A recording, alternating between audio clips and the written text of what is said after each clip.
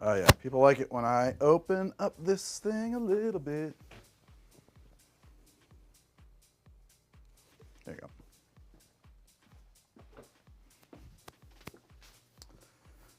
Hello, I'm back. Another live stream, much sooner than I anticipated. Way sooner. Was not my plan.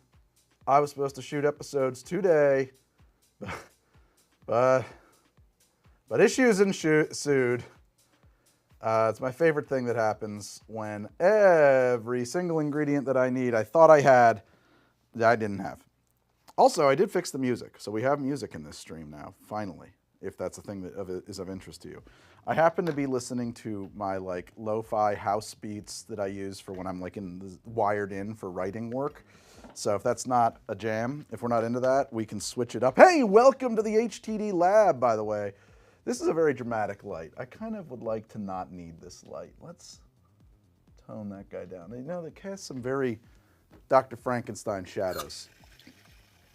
Howdy, what's up, Rowan Orez, Katie Casey, Lindsay Chamberlain, Tom Kennedy, Queen B, God damn it, David, Matt, Kobe Alansky. You watch my vids in a while, but I absolutely appreciate everything you do. Well, thank you. Samantha Crouch, Barty Crouch's sister, aunt, mother, lover. I don't know what you are, Samantha. I don't know that. I just know Crouch. It just jumps out. So let me hear. Here's the thing. I don't know how loud the music is for you. I know how loud it is for me. I don't have the ability to know how loud it is for you, other than numerically. And I can see the separation here in levels, but I think that that's probably not competing too hard. We can get our groove on. Not an HTD episode. Greg doesn't knock something over. That's true. This thing's a little wobbly. Oh, yeah, that's better. It wasn't quite on the table.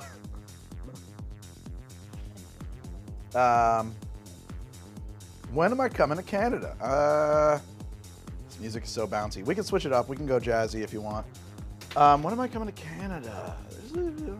Around, possibly. Do you think you can make essential oils for spirits? Essential oils of spirits for non-alc. Gin extract. No. What on earth is going on up in here, pup boy? Greg clubbing time. Knocking over the laptop will be a worst case scenario on that one. Oh, hey, go birds. I don't know what that means. Bouncy's a good thing. Doing like German punky. You have to be like an older. Well, that's not old. I mean, yeah, punky. Do you know punky, the subgenre? Punky. Sort of German underground techno beats. So, what are we doing? I'll tell you what we're doing. We're gonna grind up some shit. I'm gonna make some extracts as usual. Oh, you know what I wanted to do was some measurements. Fuck. I'm gonna need to go grab a shaker and some ice, unfortunately, to do some of this stuff. Where's my notepad? I went off fully half-cocked today. Fully half-cocked. Fully cocked, but half is what happened. Hey, drink a cheap red wine from France, so it's average quality. That's definitely in your mind. I mean, cheap wine is probably fine, but like, well, it's cheap, but it's from France. That's absolutely that's a placebo effect. It works though, so go with it. Good evening from the DK. What's the DK? Donkey Kong. A little less music. Denmark, that was my guess. Danish Kingdom? Probably just Denmark.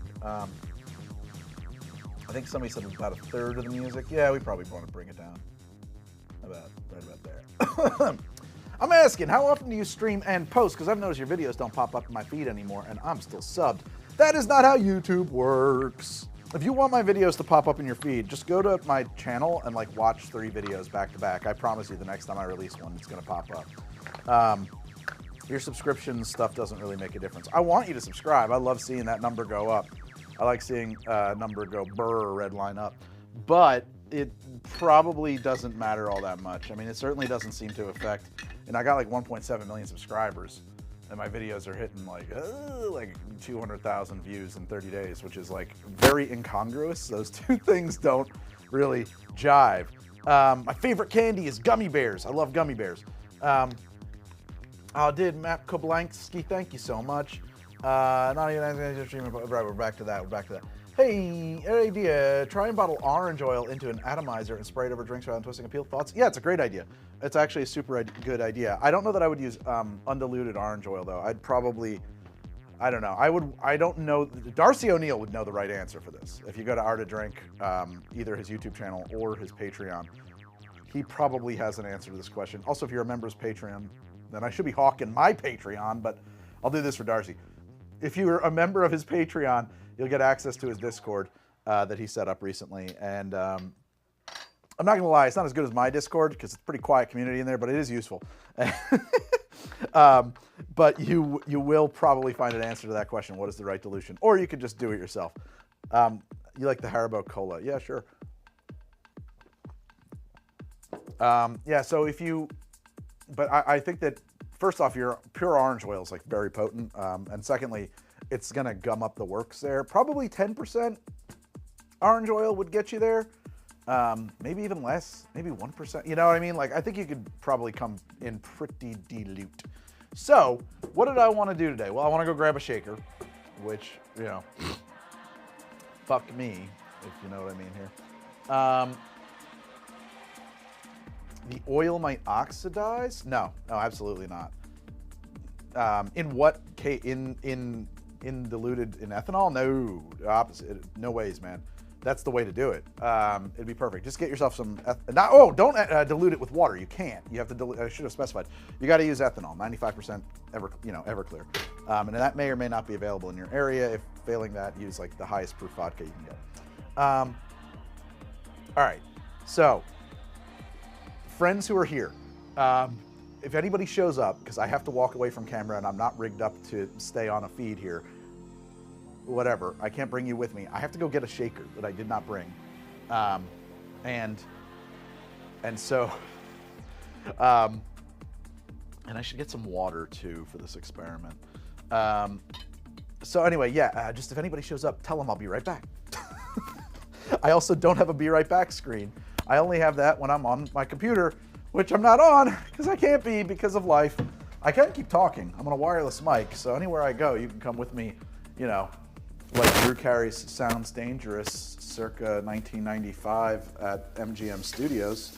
I'm now putting water into the sink. If only I had two mics and this was binaural audio, it would be a very transportive experience for you. If you've never really experienced properly mixed binaural audio, let me tell you, it's a trip.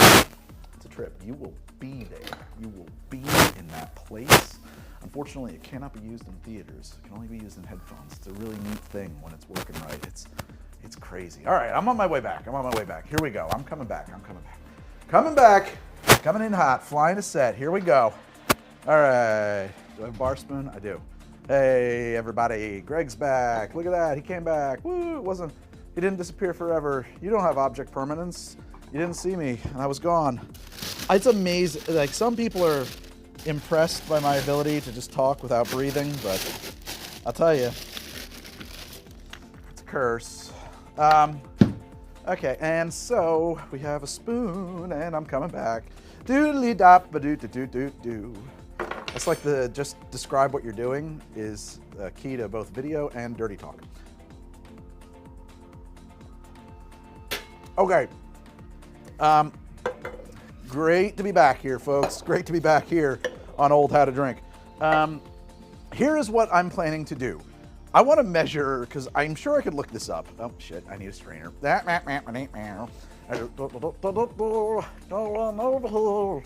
gotta know. Okay. I just want to do a thing here. Oh, hold on a second. Okay, better. So what I want to do is measure how much dilution I'm going to wind up with on a shaken cocktail, if that makes any sense. I just want to do that. Oh, wait, where did they go? How did we lose the old Rockefeller? Why are you leaving? Bye-bye. Bye-bye. What kind of wireless mic and receiver are you using out of curiosity? The microphone is a Sanken COS 11D, and the body pack and receiver is the Sennheiser SK100G4, if you're curious about that. So, here's what we're gonna do. I mean, like, again, I can look this up and I could take somebody else's word for it, but why not just do it myself? It'll only take me a second. Yeah, 100 mils is fine. So I'm just gonna measure out 100 mils of water. 100 mils? No, let's do 200, because that's probably, cocktails, what? Probably 120 minimum. Yeah, okay. So we'll do like, these are so delicate and they break constantly. I've gone through so many of these fucking things. All right, let's do 200 mils of water for our measurements here.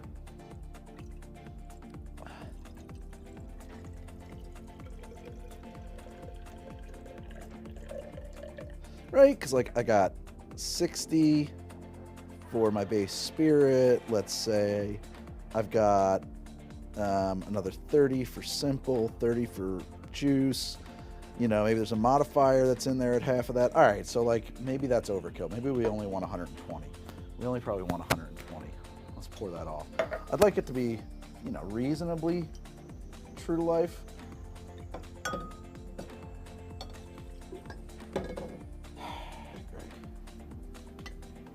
And what I want to do is just figure out how much dilution I would get when I shake a cocktail specifically.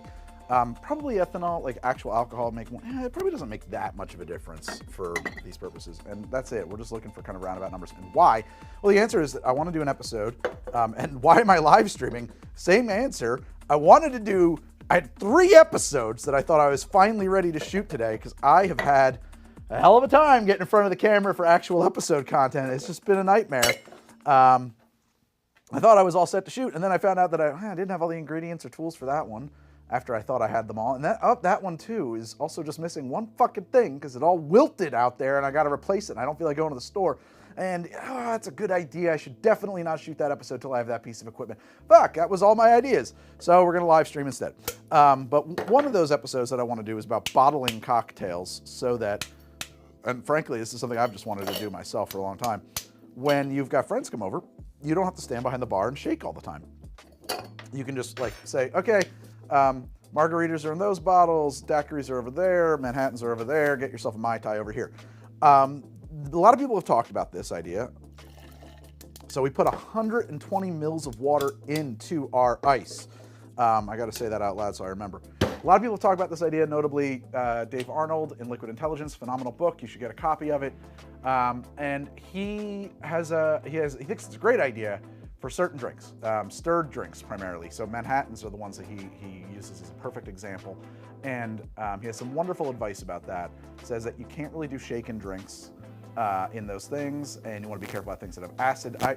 Well, not so much there, but he also does a thing where he uses liquid nitrogen to purge the bottle of all of its oxygen before capping, so that it is less likely to oxidize.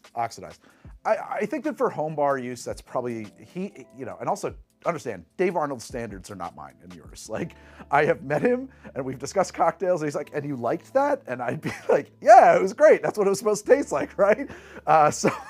So we have different standards and you have different standards.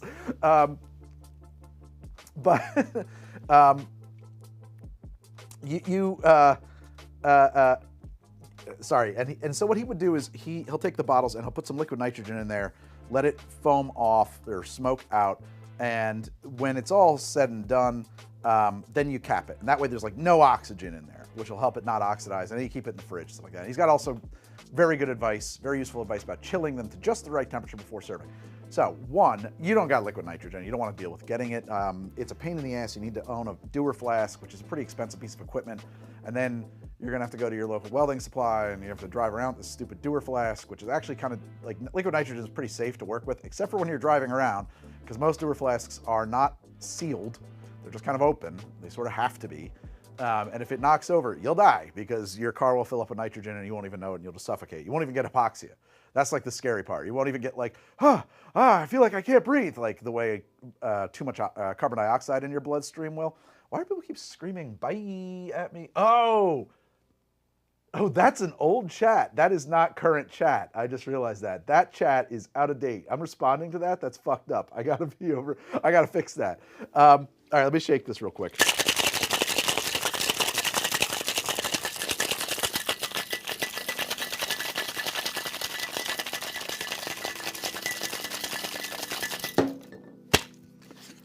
we go. Yeah, so like if you have too much carbon dioxide in your bloodstream, you'll enter a state of affairs called hypoxia, and like there's symptoms. You'll know something's not right. Let me get out of this area. Liquid nitrogen, apparently you don't get that. Wow, like no dilution at all? That doesn't make any sense. Really? What? Oh yeah, well maybe actually. Maybe water won't do it because it's refreezing itself. Okay. All right, maybe we have to do this with some alcohol. Well, I mean, I may as well have a drink. He said from off camera, all covered in cheese. Zoobity-doo-doo. Please, baby, please. You cannot have dead air in radio or television. It's a cardinal sin. They'll get you in trouble. You're not supposed to do it. Let's try it. Oh, no, don't fucking knock me out, man. I don't need that shit. For the record, I'm looking at a bottle of 110 proof rum barbecue. We don't need that in my life right now. But I do want. I took all my citrus out of the room. Jesus Christ, Greg. You're really shooting your whole life, everything, right in the foot. Just pack it in at this point. What are you doing? Whew. Son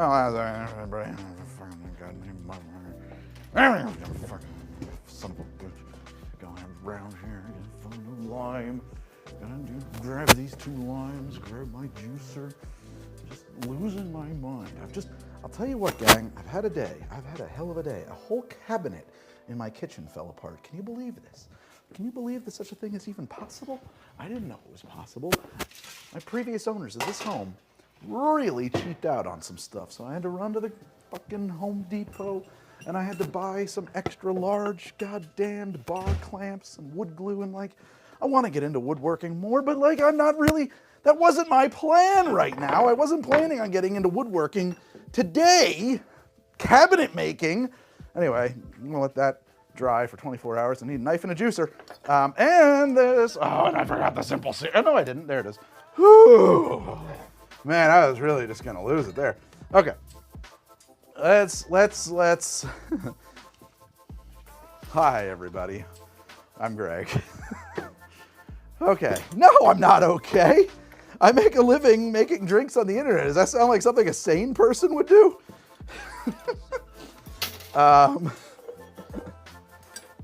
You caught a live stream, Josh Brown's GMT 400. All right, we're gonna just make a daiquiri because I like daiquiris. This glass is filthy, but you didn't need to know that. This, pour that away. We're no longer trying this with water. So, I was gonna do this. I am gonna do this with a jigger. We're gonna do it all with, we're gonna do it, yeah. That's what we're gonna do. Okay, a little bit weird in here. I don't usually make cocktails on this side of the studio. So I want 1 ounce of lime juice in my daiquiri. Damn, that's a fat lime. Sweet mama. Look at that beauty. 1 ounce of lime juice out of 1 squeeze. Okay, according to my jigger, according to my graduated cylinder, it's a slightly more than 30 mils. 2 ounces of my rum. I'm using this rum barbecue. A fine rum. I don't know if it's fine rum for a daiquiri, but why not? We're up to just shy of 100 mils. And let's do an ounce of simple. Greg, I'm drinking some cider. Enjoy. What kind of cider? What brand? Oh, we're just gonna go 1 RCH short of a ounce. Should not use that kind of slang. Where do you get this cutting board? Like for $7 on Amazon. Remember, the stuff that I use on the show is visual. It's not good or nice or anything. So, okay, it's a Demerara, yes. And we're just shy of 130, so let's call it, this guy's 2 per, we'll call that 128 mils. 128 mils. Okay. Of course, I lost a little splish there. And there's a little bit more in the old grad. Where's the Glab glass from? Oh, good answer. I'm very lazy, and so a lot of it comes from Amazon. But it's Iceco, most of the stuff. A lot of it is Iceco. Some of it is Carter. It is not the most accurate. It's not the least accurate. I mean, like, it's kind of fine for my purposes. It's also not the most durable, and that I hate. I wound up, so you can get like 5 and 7 millimeter thick, like monster beakers, and I really want to, but they're very pricey. I think they might call them student grade because they get dropped a lot. I can't afford them. I just buy a lot of glassware. I just kind of rip through it as I'm shattering it all the time.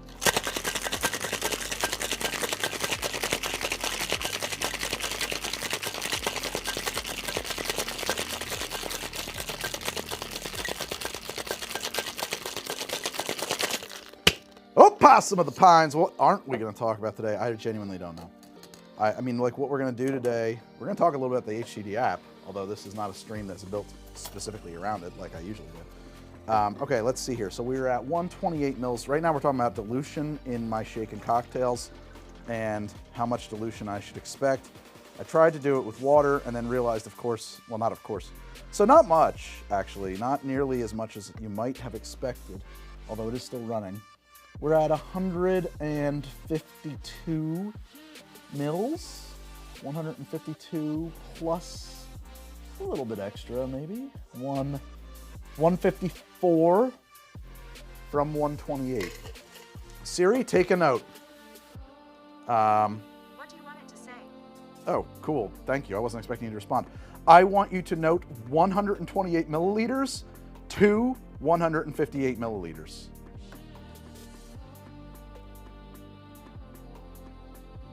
Did you make my note? I love the note. It says, oh, cool, I wasn't expecting you to respond. I want you to note 128 milliliters to 158 milliliters. But dump hiss, listening to that with headphones is awesome. Assuming that was sarcasm, I apologize. Is the app called HTD. So it's a web-based app. You can't get it in the App Store. I don't want to code one for the App Store. It's just beyond my capabilities. Cheers to you, by the way. A delight. A true delight. Man, that barbecue, man, that's good shit. You get it at htdapp.com. If you're using my show as your own personal cocktail guide, honestly, the HTD app is built for you. I heard people are doing that. It's very gratifying. It's an honor. I don't know how else to address that. It's kind of mind-blowing, honestly. But if you're doing that, as apparently some people are, HTD app will let you find the drinks that I have made that you want to find on my show in the past that you can't remember the names of, or that you remember ingredients of, or that you kind of remember the episode it was in, or whatever. You'll find them, and you can save them to your own personal, like, your favorites, your keeper, I called it for some reason. I don't know why. I did all of this like at 3 in the morning. I was building this thing, so like there's some ideas in there that are a little half-baked, I guess. You can save them, and you'll have them on your phone because it's a pretty mobile responsive. I mean, I built it mobile first, mobile forward, whatever you want to say. And you can put them in your phone, and you'll be able to call them up and make the drinks for your friends right off your phone. It's great. Is there a paid tier to keep Greg and Meredith on the air?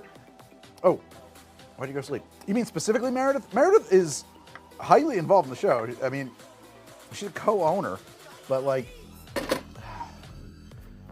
gotta tell you something, man. This stuff's work. She kind of decided she it's work over here. Sometimes when I'm in the lab, people tell me that they want me to wear a lab coat. So I own a lab coat because I've done some Rick Sanchez stuff on the show. Let me show you why I don't. I just don't think it looks good. I just think it's a bad look. I just don't like it. It just occurred to me that the measuring dilution by volume will get thrown off by the added air. Weight would have been more accurate. Well, that's an interesting thought. That's okay. I don't think it's a good look. I think I look bad in this thing. And also, it's kind of scratchy. I'd have to get a different one. I could get like the Frankenstein one that goes up around my neck and stuff like that, but it's just like such an affectation. close it a little. Labrajack. I kind of like that. Doesn't look right with the flannel. No, you look like Bruce Banner. Well, I'll take that. I mean, that's pretty cool. You should invent a drink using Dubby Energy. Okay, I don't know what that is. Let me see if I can fix my other teleprompter network. Oh, yeah, I should be able to. Office iMac. Screen share. This will only take a second.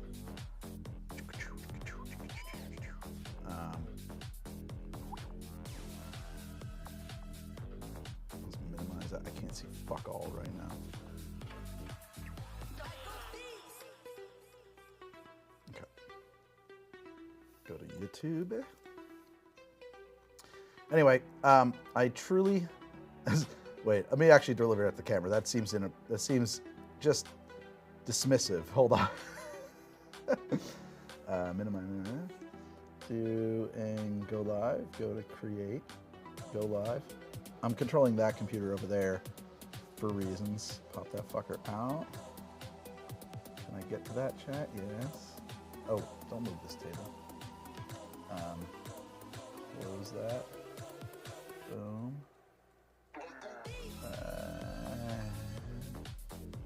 Pop you up here. Nice. And now hit plus. Okay, cool. Now I can stop screen sharing. All right. So yeah, it's a nightmare doing this in here like this. So this teleprompter and that teleprompter are an HDMI splitter that connects to the iMac that I run most of the show parts from. And I forgot that I didn't update the window to this live stream, so it was out of date. And so now I can see eye contact, Anthony Peters. Do you think? I love your videos because they remind me of a crazed alchemist. Do you think you could do an episode based on some alchemist movie, show, game? For example, Potion Craft Alchemist Simulator. I've never heard of that. It's a cool idea. More steam tubes. I need to have those. Do you have any Howler Head in your store? Oh, I don't know what that is. So the answer is no. Did you rig chat to the teleprompter? Yes, I did, Doc Booze. I will say, I do sort of miss the episodes where Meredith was on site chiming in from time to time. Y'all, chemistry's fun. Greg, are you playing any TTRPGs that just being an adult make that impossible like it did for the rest of us? It's the second thing. It's the second thing. Connor, I am your Zaddy. Boo! Sunday rave music ended. We should fix that. We can fix that. I think what happened is a playlist. So, and then that's another thing I had to do.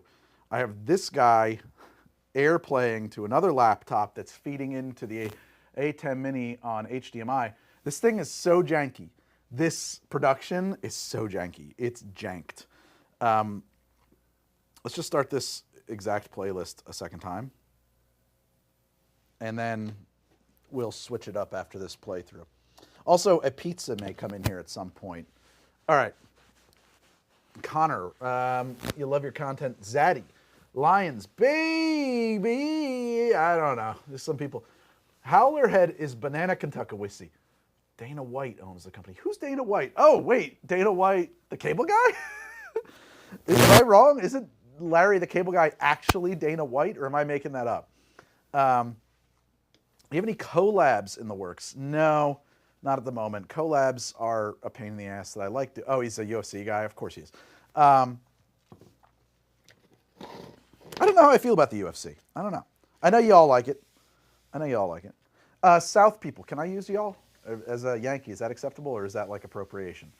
It's sort of like how the British have mate. I really like mate, but it sounds so wrong, so aggressive in a New Jersey accent. It's not right. Yeah.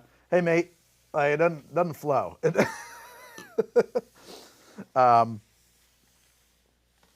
So can't use that. Y'all seems to roll a little bit. It feels like me. You what, mate? Do you have permission? You have permission to use all. Thank you. I appreciate that. Okay. I'm drinking a daiquiri. I just made it. I made it so we can measure dilution. Siri knows how much my dilution is. That's fine. Last time I did a laboratory live stream, I made a couple of grapefruit extracts.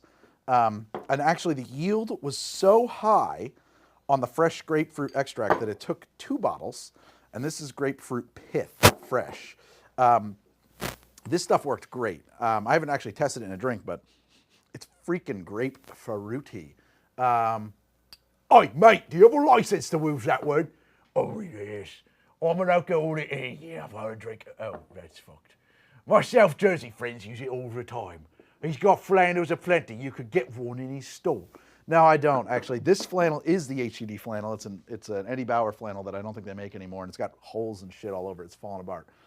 Catching a bit of static in the stream. I don't know if that means, like, you're catching some comments that you don't like, or, oh, there is some weird mic stuff going on. Okay. Wonder if the battery's dying. All right, well, I have to go off camera again. Or is it just me bending over, putting some strain on the line? It could be that. I'm over here now. Hi, everybody. It's Greg in the HTD bar. What's my battery looking like? Are we losing bat? Nah, we're good.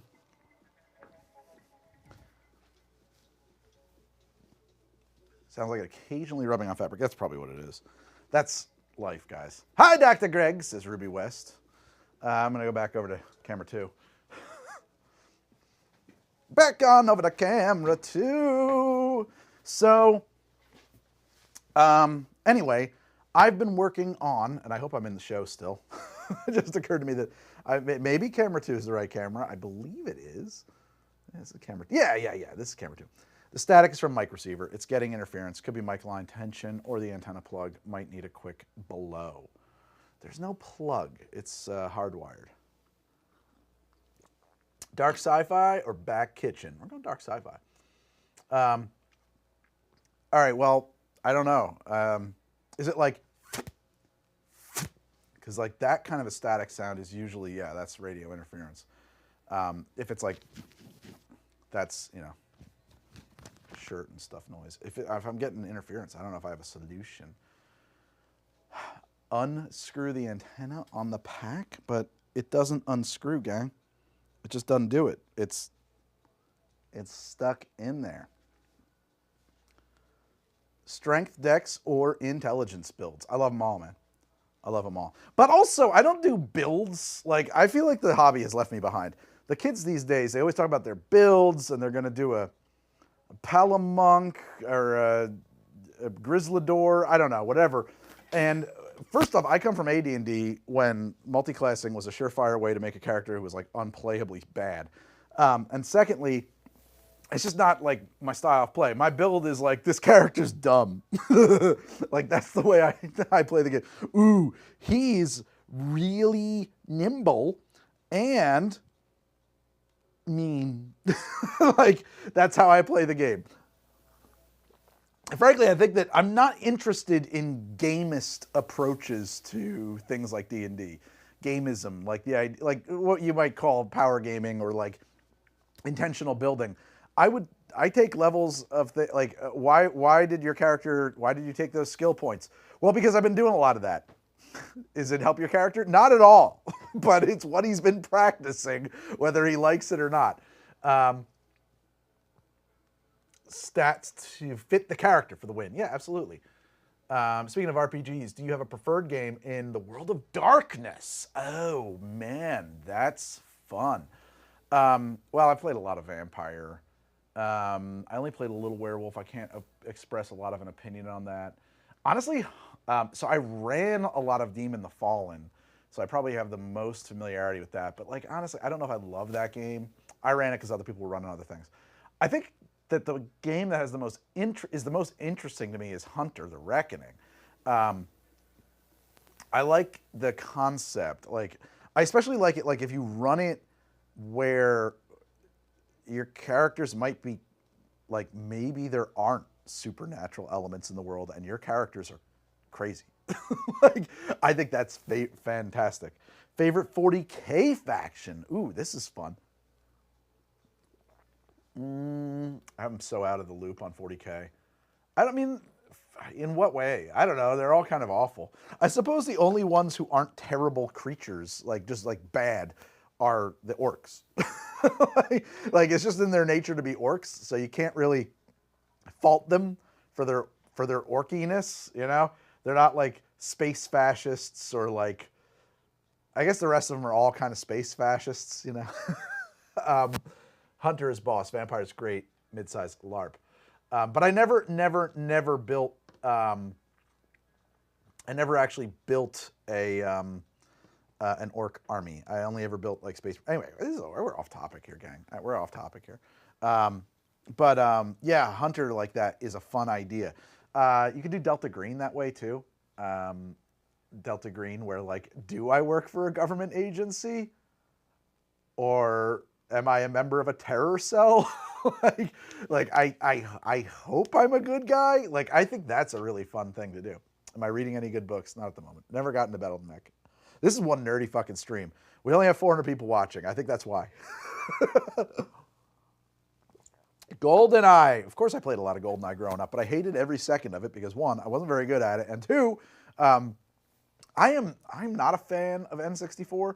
Like, I'm a I think Super Nintendo is the pinnacle of 2D graphics, and then like N64 is like the nadir of 3D graphics. And even at the time I knew it, and so like when I would play it, because like I was into PC gaming too, you'd play that and be like, this frame rate and this jankiness makes me nauseous. Like, I would get headaches from playing it. And so I just did not like I played a lot of N64, but I was aware that it was inferior in so many ways to Super Nintendo. So anyway, have you watched Secret Level? Nope, don't know what that is. Did you like Battletoads? I had a friend who beat Battletoads when we were kids. I don't know how he did that. That's magic. I was not a PlayStation kid, so I don't know about 2D games on PlayStation. N64 is the Atari 2600 of 3D gaming. I think that's a fair thing. The planet broke before the guard did. Ha ha ha, Dark Mechanicus or bust. There was no such thing when I was playing Warhammer 40,000. There was not even a Mechanicus army list, although we all wanted it. And now that we have it, I think in truth, less is more. I think less is more. And that's my problem with 40K in general, is that they are explaining too much. When they started writing the Horus Heresy novels, for me, it was over. It was over. I did not want any of that answered. I didn't want it answered. Okay. So here's the thing. I have been working for some time on recreating a soft drink, or a version of a soft drink called Beverly. If you've been to the World of Coke in Atlanta, or if you've been to Epcot Center, you may have tried Beverly. It's a very bitter aperitif. It's a non-alcoholic aperitif. Uh-oh, shit, we got to change that up. Ooh, didn't even think about that. That was dumb. Anyway, it's a non-alcoholic bitter aperitif. Fucking hell, man. Now I'm really mad at myself. Okay, moving on. It's a non-alcoholic bitter aperitif, and you can't get it anywhere except in two places, in Epcot or in Atlanta. So and I wanted it for the show, and I found out I can't get it, so I've decided to make it. And in fact, I've decided to make it and sell it. I'm going to call it Gregorly. It won't be Beverly. It'll be like Beverly or inspired by Beverly. And I plan to use it on the show. And when I get the episode done where I make it, you'll be able to buy it. I own this website now called drinksoda.com. You'll be able to acquire Beverly soda. You'll be able to acquire Gregorly soda for trademark purposes if I can figure out how to make it. I've shot like 30 hours of footage of trying to make this stuff. Caffeine. I need to order some caffeine. Someone's asking me about caffeine. It's a difficult thing to get. There's a website, Lab Alley, that will sell me some bulk caffeine, but like I need to buy 5 pounds of powdered caffeine. That's like the minimum order quantity. That just seems like a lot. I really like Beverly, by the way. That's not like an exaggeration. It is famously bad. People hate it. I have theories on why they hate it. I think it's because of context. In reality, if I handed you Beverly and said, here is a non-alcoholic aperitif from Italy, here is a Campari alternative, here is something a bit like a soft version of a Negroni, you'd be like, oh, okay, that's pretty cool. If I hand it to you right after you've tried 14 different flavors of super sweet Coca-Cola from around the world, you're going to say, this is the worst. What is this? it's objective. If you're objective, you're gonna like it more. So I have been running out of. I need more extracts because I have had a hard time making this stuff, and actually I have some chemicals in the other room I ordered too. I do think that what I've been missing is isoamyl acetate. I think that the isoamyl acetate is going to be clutch in fixing Gregory, but it's also not really bitter enough yet, and it's maybe the wrong kind of bitterness. Gregory is going to be a bitter, grapefruity, pungent, non-alcoholic aperitif, okay? To do that, we're going to need more extracts and things. Now, this is like if you buy cassia bark, a pound of it, this is what it looks like. It's huge. I don't know how much this is showing up on camera. Huge chunks of wood. And you actually cannot put that into like a coffee grinder. I need this ground up. I need this in granules, okay? You can't put it into a coffee grinder because a coffee grinder, you know, on like the Mo hardness scale, is not, it's not hard. You could crush it with your fingers if you were a little strong about it. You can use a Vitamix. Somebody suggested that. I might be able to get away with a food processor. I don't really love choppers, although that seems to be my only option at my price point. And when I say a chopper, I mean basically a blender. A lot of people are like, oh, I got a coffee grinder. And then I look at it, I'm like, that's not a fucking coffee grinder, you pleb, you casual, you fucking loser. That is a chopper. You have a single purpose food processor. You've got a spinning blade, and that's a terrible way to grind your coffee. Get over that. Get yourself a conical burr. Get yourself a Rancio, or I actually have a Brazza Encore. Coffee snobbery. But it's the best I can do here because it would break it. It would break my Baratza to put some of this stuff through it. So I gotta do with what I can. Somebody just said ball grinder. Yeah, probably. They're very expensive. I don't think there's a coffee ball mill, by the way. What's the project? Cody Puffy. You can do it with a mortar and pestle. Sort of. I mean, I'm lazy and tired. It's exhausting. Like, seriously, mortar and pestling a pound of cassia bark would, I think, kill me. It's a Sisyphean task. Some of this stuff, like the orange peels, easy peasy. But I want to try grinding this up. I want to try grinding some of the stuff up. I know it's exciting content. Greg's going to grind things. Greg on grinder. Use that. Take that soundbite and stuff it in your pipe and smoke it. And I want to basically get these all ground so that they're ready for extraction. Get my kids to do it. I don't think you can do that. I wouldn't know how to use a rock tumbler. I honestly, I don't know how a ball grinder works either. I think they're very similar. I don't know how to, and they're expensive. They're really expensive. But I don't know how to use one like this because like I don't want the rocks. Like those things all use media, don't they? So like I don't know how you would get your stuff separated from the media. Some people talk about like grain mills. Those are maybe an option. There are laboratory grinders like for exactly this purpose. Again, expensive and kind of a pain in the ass to operate. So I have this little guy, this Choppy Chop. I think my takeout just arrived. And I'm gonna do some grinding in that piece by piece. I think that my efforts with this have been stymied by the fact that I tend to just put too much in there. I think you just gotta do small batches. This is, okay, we can start with gentian. I was hoping this would be more ground up. It is not that ground up. Gentian is something I have run out of. I need gentian. It's one of the main bittering bitters that you would use to bitter up something that you want to have be bitter. I don't know that it's correct bitterness or like it can't be the main driver of bitterness in Gregory. I thought that the answer was this stuff called naringin, which is the thing that makes grapefruits bitter naturally. Like what's in a grapefruit that makes it bitter is naringin primarily. And so I got some and I found out that it's like extremely non-soluble. It's like super duper non-soluble, which sucks. And I actually dumped all my batches that used it because they were hideous. Because it basically means I can't really do anything with it.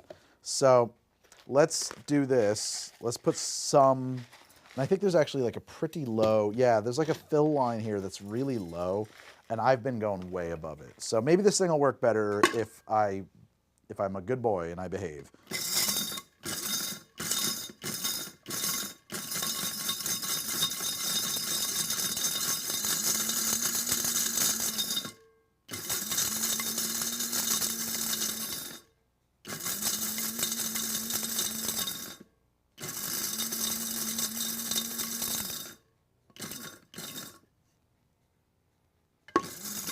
So this is the problem with this kind of stuff, and you can't see this, but like there's a lot of powder and there's a lot of chunks, you know? Like there's both right now. It's not an even grind.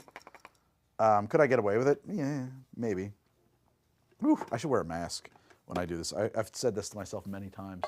Do I have a mask nearby? Because like I can taste the gentian already just as soon as I open that, and like I honestly don't know how safe that is.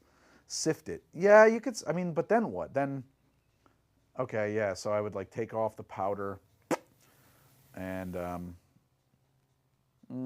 let me go get something. Oh, I can taste it. My mouth is full of bitterness. Wow.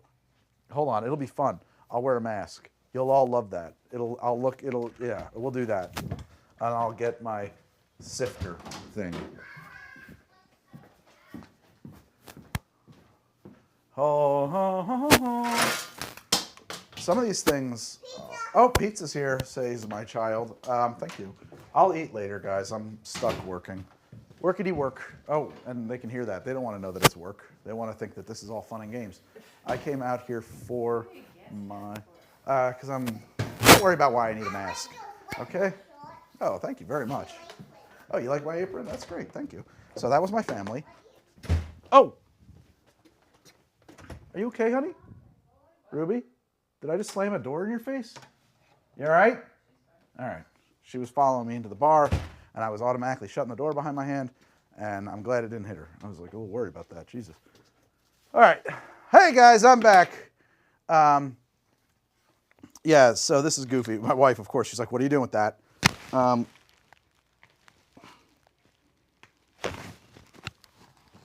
So a lot of these things, like, have stuff in it. Like, I don't need a bunch of quinine in my blood. it's not good for me. And so, like, I don't mind wearing a mask when I do some of this stuff.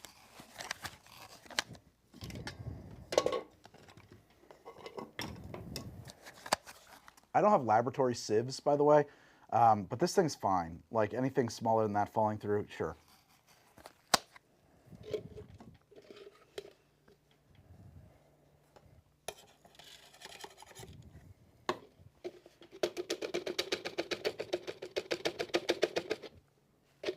Good call. Why? I'm good. Hold on. Someone's like, oh, you got to refit that? It's a good seal, guys.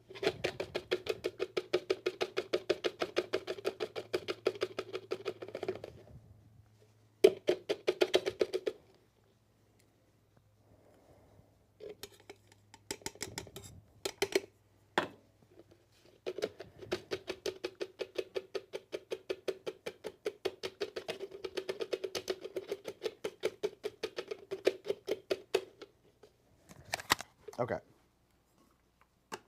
It's amazing how powerful that smell is. Yeah, I mean, this is super time consuming. Like just having to go back and forth, because now I got to grind the parts that got sieved out.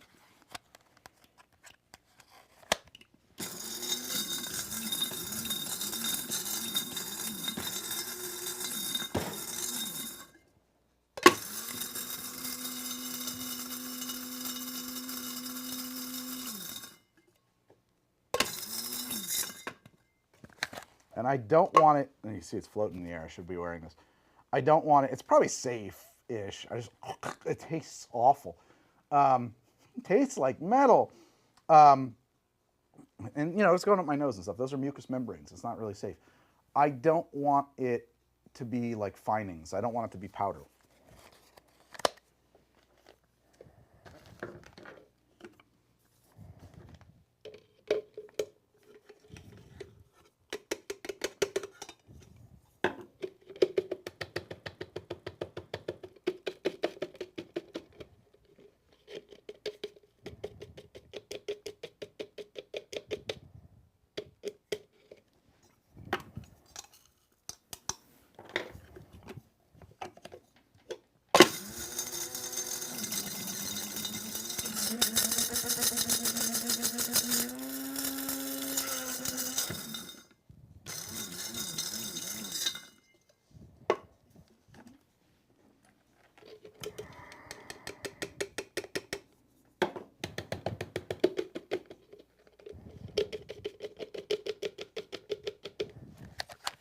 please subscribe to my Patreon. Can you hear me when I yell through this? I assume you can. I don't think I need to be dead silent.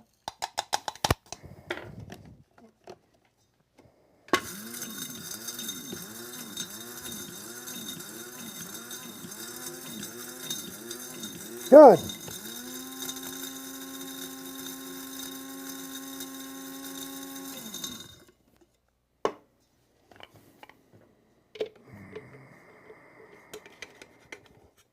So when I said I don't want findings, like I don't want to just like let this thing rip until everything is nothing, because that'll clog my percolator and it won't really be great. Talking in there got rid of the static.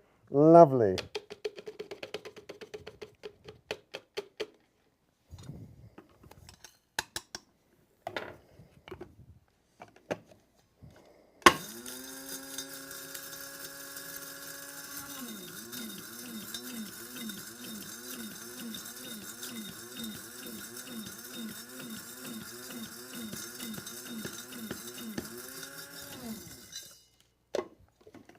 You know, folks, I can't stress enough how much Patreon is the lifeblood of How to Drink. It's just the revenue on YouTube isn't what it used to be, guys. It isn't what it used to be. And if the Patreon dies, How to Drink dies. Happily, things are going pretty okay over there. But we need all the support we can get here at How to Drink Labs. How to Drink Labs is made possible through viewers like you. Greg's wearing a respirator. Let's not get ahead of ourselves like my wife did. It's just a respirator because the dust from this, I don't need to breathe it. It's probably pretty safe. But I just, you know, if I can taste it while I'm working with it, that's not great, you know? And I have definitely breathed some things in my life that I should not have. I cleaned out my shed of mouse shit when I bought this place. And I was never, I couldn't, I was fucking sick for days. I thought I had hantavirus. Happily, I didn't.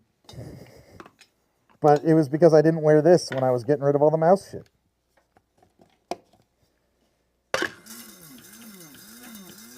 Yeah, eye irritation, get out quick. That's true. I'll go to the flush.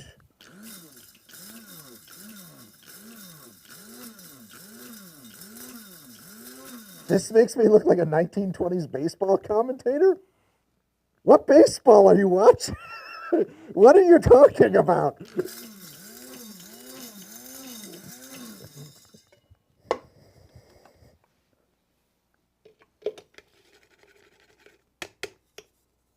Oh, sound like...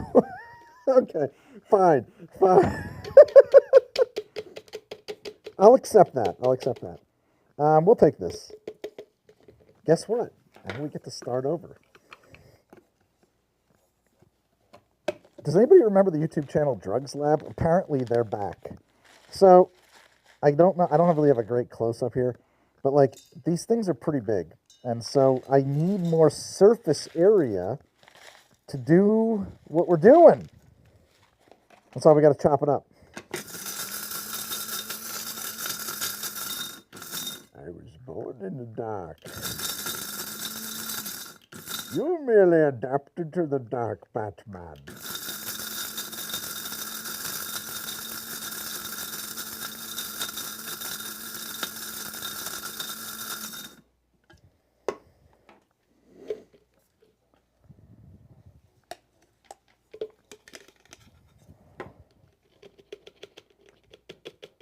So, a funny thing about Chris Nolan, he grew up very privileged and posh and like went to public schools in London, in England. I'll let the British in the chat explain what I mean. And so to him, Bane was the bad guy, but like everybody else watched it, they're like, I kind of like this dude.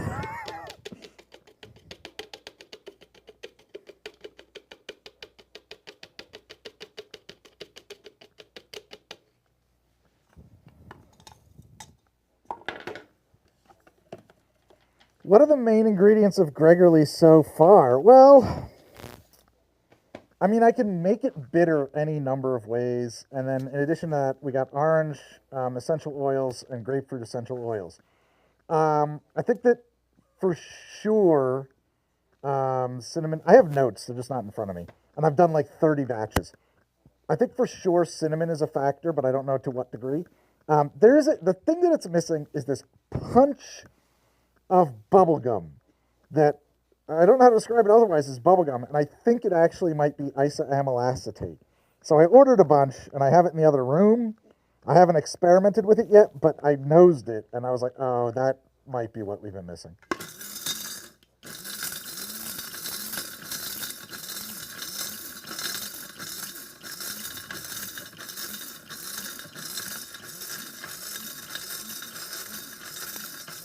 Greg is Breaking Bad, Kelly. I don't think so. I've tried to do it with a mortar and pestle, and I have a solid one. I have a good one right here. Oh, you can't see it. I've got like, United Laboratory mortar and pestle. It's like the thing for this. It's a little smooth, maybe? It's way not working.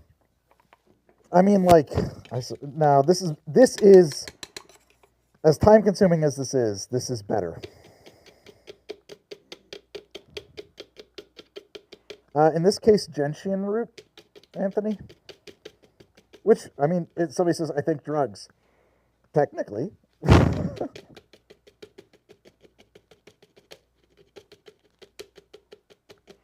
Does any HTD have any resources for making tonic water? Sure. I think I've done it on the show, in fact. I certainly will after this, because I've got a whole bunch of Chinona and cassia bark here. I think that, like, technically sugar is a drug, so, like, when we say drug, it's a pretty broad term.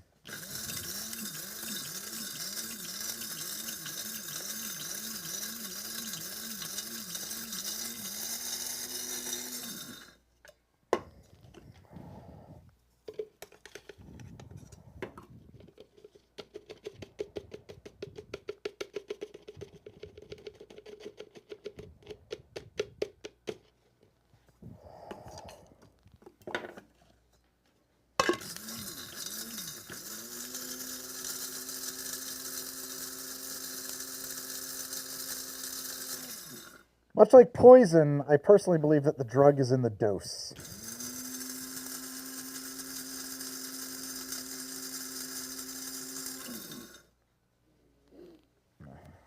Will you stop locking me out, you piece of shit? You're supposed to be my friend. You're locking me out.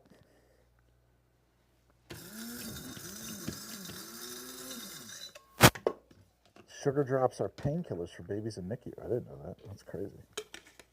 Poor fucking babies. Drug is I don't know. I never watched Breaking Bad, believe it or not. It just, like, didn't really work for me. I probably should revisit it now. I see, like, I used to. I locked myself out of all my shorts feeds because they are addictive. But I used to see a lot of clips of Better Call Saul, and that looks cool. I kind of like what I've seen from that. What the hell? There we go.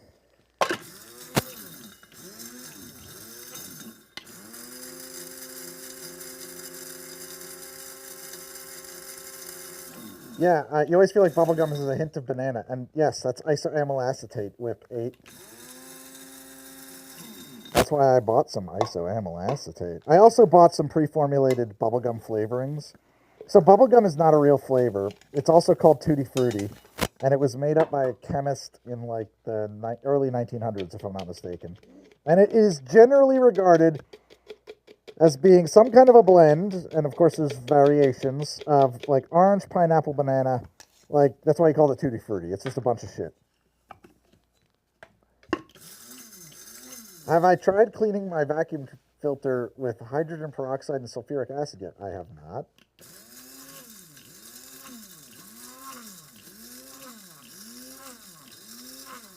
Good, yes. Accurate to real lawyers? No. Yeah. So I've noticed this about TV, and I noticed this from seeing a shorts feed for a long time. You guys want to get philosophical? So much of what people think of as prestige TV. First off, the other word for that. Oh, the mighty cutie. You are a mighty cutie. Oh, I want to thank you for trying my cocktail in the last stream. I didn't have a great name, but since you compared it to barbecue, maybe I should call it a stick it to your ribs. Ooh, I like that. I like that a lot, cutie. Stay cute, cutie. Anyway, I noticed that a lot of so-called prestige TV, like, first off, they're soap operas. They're soap operas that look nice. That's what they are. We use the term prestige TV so that men will watch them. Honestly, so that anybody will watch them. I don't think the soap opera is very popular with any demo anymore, except for like really like whatever.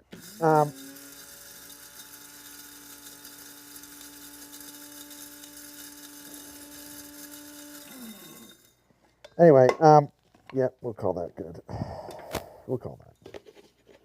These are not going to be super duper even grinds. It's just not. And so they're soap operas. And the second thing I noticed is that they're all power fantasies. Every single one of them.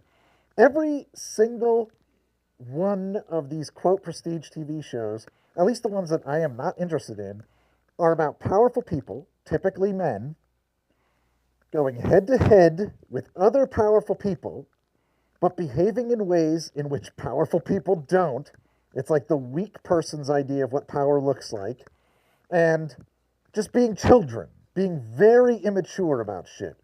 And as a result, I don't think I'm not into it. Like, I keep seeing these clips from Yellowstone, and it's like, I think that the appeal for a certain demo is that, like, that's what real men are like. And I'm like, that's what real fucking babies are like.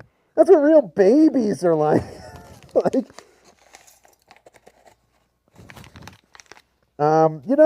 it's expensive to kill people, and it's not good for business. It's lame, okay? I think that my favorite commentary on power comes from an anecdote from when they were making Marathon Man. Marathon Man's a phenomenal movie. You should see it if you haven't seen it. And towards the end of the movie, Dustin Hoffman is on a farm. He's cornered. There's a tussle, and he winds up with a gun, and now he's got the upper hand over this Nazi who's been pursuing him, Laurence Olivier, and he tells him, go outside. And all of a sudden, his performance is deadpan, super duper fucking flat, okay? Nothing. And they did a couple takes like this, and the director, Sidney Lumet maybe, I forget who directed it. It might be Lumet. Is like, what the fuck happened, Dustin? You are giving me nothing. Where did you go? And he's like, I have the gun. I have the fucking gun. I don't need to convince this guy of anything. I don't need to prove that I'm powerful. Pop, pop! I have real power. Real power, real agency, real authority is quiet to the point of invisibility, because it's only when you have no power that you need to convince anybody that you have power. Oh, John Schlesinger, thank you. And apparently Schlesinger was like, shit, dog, you fucking right.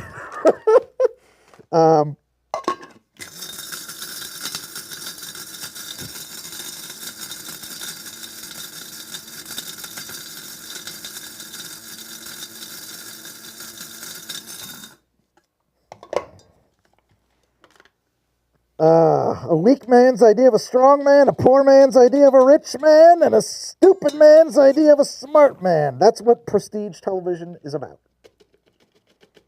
Currently distilling most recent batch of vodka, coming off the still at 90. Nice. Good work, Colorado. That's where you want it. Have I watched From? I have not. Yellowstone, rural cow cosplay. Yeah. I like shows about, first off, underdogs, and I like shows about, like, the weak, not the strong. And I like shows about people who behave like fucking real people. I'm very excited for the return of Severance, which obviously nothing about that show is real. It's a super high concept science fiction show. But everything about it feels authentic to, like, human behavior and, like, human intelligence. And, like, yep, I think that's probably what that would be like, you know? No, watch Breaking Bad. Breaking Bad is a fantasy. It's a power fantasy. I just haven't gotten into it yet, and it probably is very good, and I do like the occasional power fantasy. But Breaking Bad is definitely not Ted Lasso. Ted Lasso will surprise you at every fucking turn when instead of the show diving in and mining for drama and conflict, the characters actually resolve those conflicts like normal fucking human beings would. It's wonderful. It was so refreshing.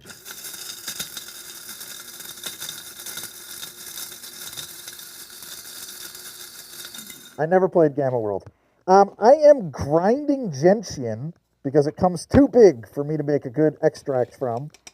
And the reason I'm wearing a respirator is because this dust in the air, I can fucking taste it. I don't need it. I don't need it on my mucous membranes.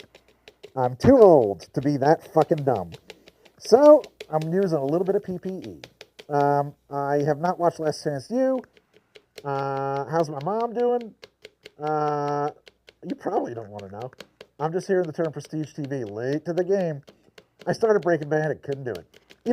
So here's the thing. I watched all of season 1 when it was new, and I got to the end of season 1, and I was like, oh, this is a power fantasy. I thought this was going to be a show about the futility of making plans. I somehow convinced myself that this show was so smart that this guy had gotten cancer, and he was going to futilely attempt to outrun it by becoming a meth dealer, and in fact, just die. Like, just get actually sick and end the show. Middle of his plan, and then leave everybody else to pick up the pieces of these fucking horrifying crimes he had committed. As soon as they got to that really good scene, when he throws the blue fucking crystals at Tuco and power fantasies his way through that, I was like, oh, this is just going to run for as many seasons as they have the budget for. I don't want to watch this.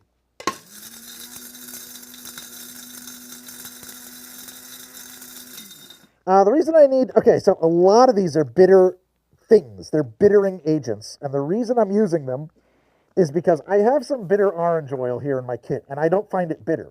So I don't know the science about this, but I don't think that, like, essential oils carry bitterness the way that alcohol-based or ethanol-based extracts do. So I'm just going to make my own fucking extracts. And the reason I'm doing it is because I am working on making a non-alcoholic bitter aperitif, my own version of a soda called Beverly. We're going to call it Gregorly, and I'm up against the fucking wall trying to develop this.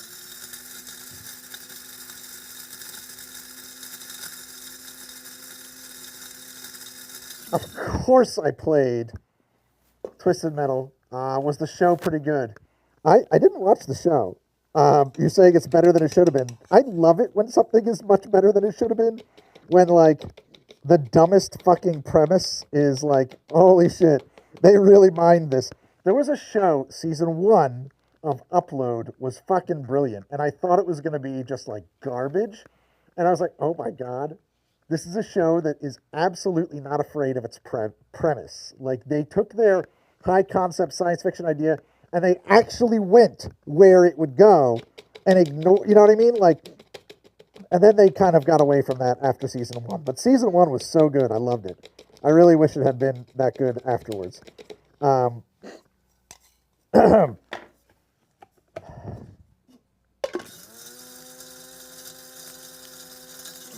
Well, hops is a bittering agent, but it's not the one that's in this.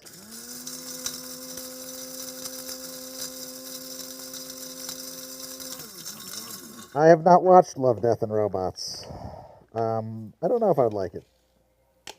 I gotta tell you, I think if a show is suitable for making clips on TikTok or YouTube Shorts from, it might not be for me. I think that's an answer.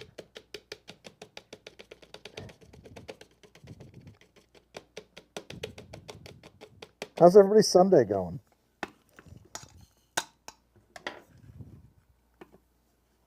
Oh yeah, The Bad Guys. A friend of mine edited that.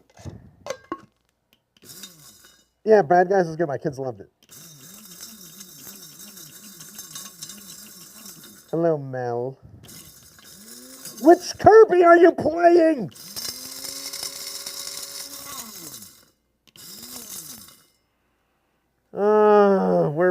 We're grinding roots, and I don't want to breathe the dust because it's actually probably bad for me. Yeah, the Peaky Blinders, another power fantasy. It has its moments, it's good.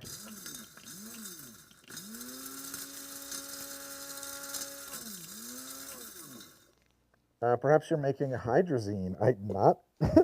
I don't have any Tomcat engines I need to restart after they flame out. Am I thinking of the right stuff? Isn't that what hydrazine is for?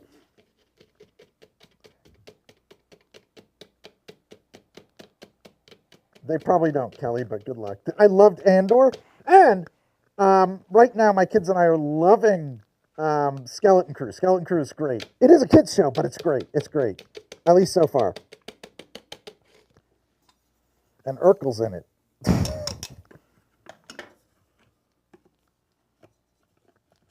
Okay, I'll check out Penguin. That's interesting.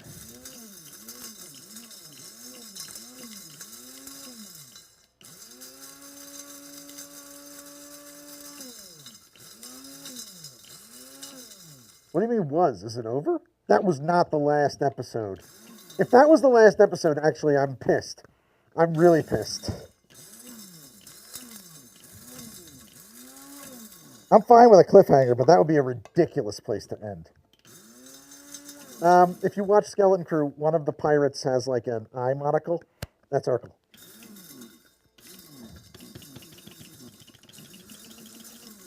One more would be fine. One more is fine.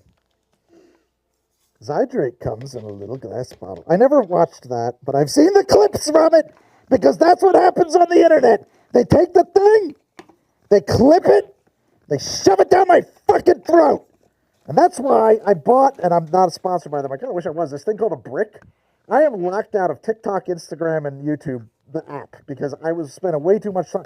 Those infinite shorts feeds are dangerous. That is, at least for me. I'm not addicted to alcohol. I know a lot of you assholes think I am. I'm genuinely not. I'm addicted to shorts feeds and sugar, though. Those are my vices. Holy shit. I will lose hours up in a shorts feed.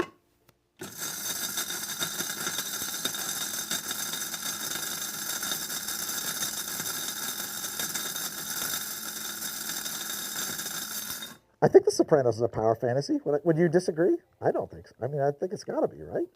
I watched one episode of The Sopranos. I finally checked that out, the pilot, and I was like, I don't need more. I get it. My boss goes to the therapist, whatever. I don't need to see them actually in conflict. I don't need to see them shoot each other. I don't need that.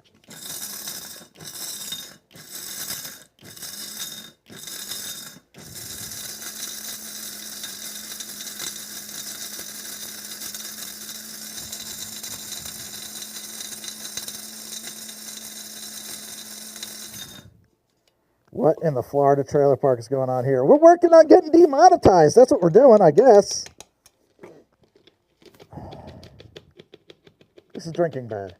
Have you played Firewatch? I don't think I did. I think if I did, it was like in early release or something. I checked it out, maybe. This is why cinema is the superior medium. The thing that TV shows need, and the thing that British TV shows have, is endings! They need endings! I mean, you're using power fantasy in a different way than most people would. Someone working to move up in the world or having a lot of responsibility, being a mob boss, isn't really. I disagree, actually. By power I mean, Tony Soprano is unassailable, right? Like, that is a power fantasy. When somebody crosses him, it might cost him, but he can fucking do something about it. He can kill that guy. It's just like when I play D&D and stuff like that. A lot of people are like, why do you want your fantasy setting to be so realistic? Why do you want it so grounded when you could have it be anything? And I'm always like, that's not the fantasy. The fantasy is that I can get up out of my cubicle and do something about that problem. That's the fantasy part. Are you ever monetized, Greg? I'm monetized. With the muffling, it sounded like late night AM talk.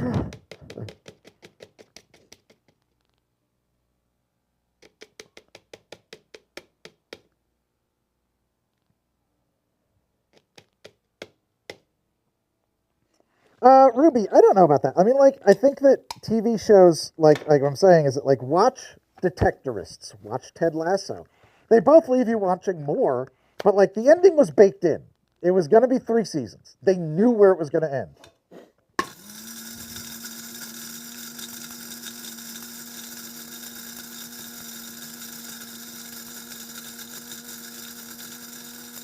Like, Mad Men's a power fantasy. I loved Mad Men, but if you don't think Mad Men's a power fantasy, I don't know what you think a power fantasy is.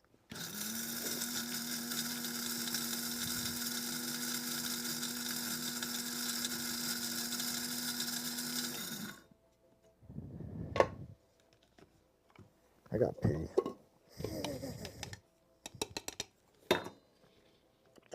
No, I can't watch Doctor Who. I've heard rumors that Ted Lasso's going to come back. I've heard rumors that they're going to do another show that is in the same universe. I think about Jamie and what's his name? I can never remember his name. Oh God, Detectors was so good. Oh really, Wurzel Gummidge? I never saw that. I don't even know what that is.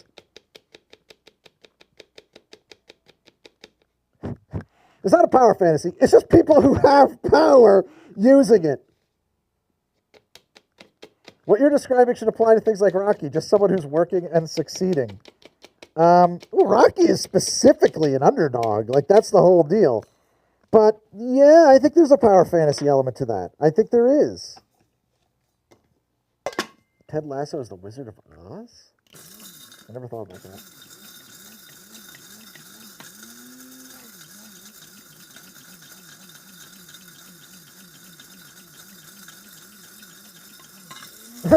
The fantasy is that Rocky doesn't die in the ring.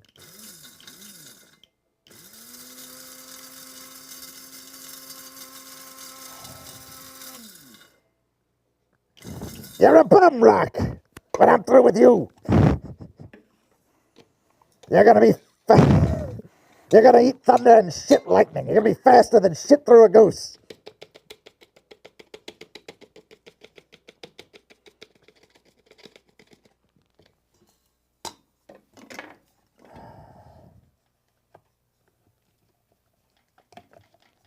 Eat lightning and crap thunder, whatever.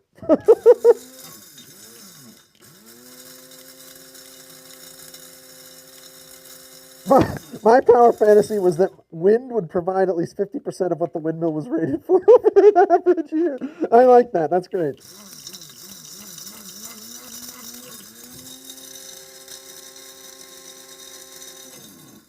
So, like, I talked about what Meredith and I did an episode of Midnight Local where we talked about, I can't think, Silence of the Lambs. And I think Silence of the Lambs has a lot of power fantasy in it. Like, she ends up, right, in the course of Silence of the Lambs, as much as it's about other stuff, it is also about Clarice replacing her father with this unstoppable avenging angel of Hannibal Lecter. And doesn't so many of you, not me, I'm better than you, don't people want that daddy? Don't they want that, oh, that dude threw cum on me. That's fine, I talked him into dying. Like, that is a huge power fantasy, right? And at the end of the movie, when she reveals, like, I'm not even worried about him coming after me because I don't know why. He would think it was rude. You end the movie on this note where she knows he's out there, maybe watching over her. That is a huge power fucking fantasy, right? There's other things in that movie. There's a lot of other elements, but I think that's a big part of it.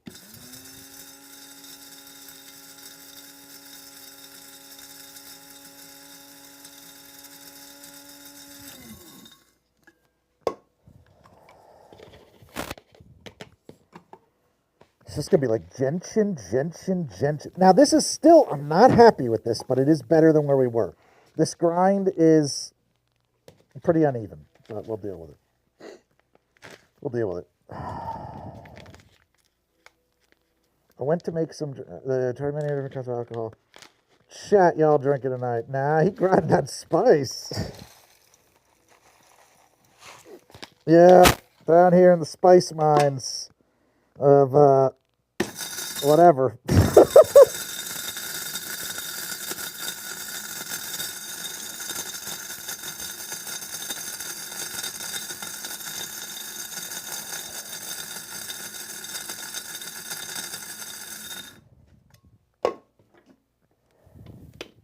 Arrakis, yeah. Not a fan. I never actually, I didn't like, I was such like bad nerd juju. I didn't like the book. I didn't really like the movie. I gotta tell you, the shorts feed on YouTube convinced me the other night after filming, so I was pretty drunk, in fairness. I was fucking hammered. Oh, after live streaming. To try and watch, and I don't like the Marvel movies, okay? Let's just get that out of the way. To try and watch Deadpool and Wolverine, thinking like, oh, this one might be cool, this one might be good. It was terrible. Awful film.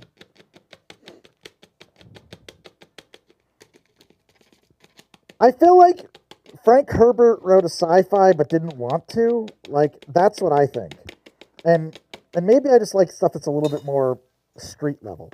Like, the society feels so cold and detached and inhuman as to be, why? Like, what is this even about? And if it's about it, why isn't it about it in a different way? Where is their popular culture? Where is their mass media? Why don't they have that? Why does everybody feel like they're delivering these like soliloquies into the walls? You know, I don't know. It feels like what he wanted to write was like Wolf Hall, like, you know, like fucking Beckett or something. But computers are banned. I gotta tell you, we had television before computers. We had music before computers. That's all.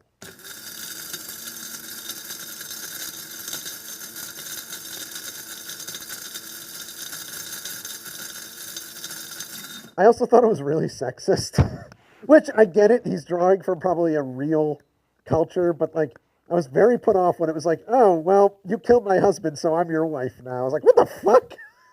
Dude, that one for me was like an example of like, you could have made up any fucking fantasy society you wanted.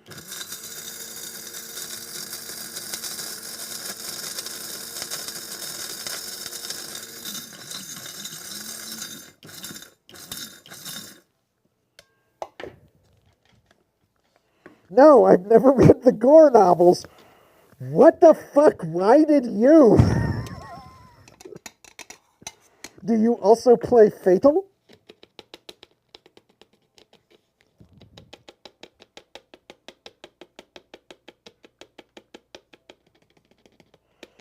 I probably like the 84 Dune a lot better just because of the theme song. It's really cool.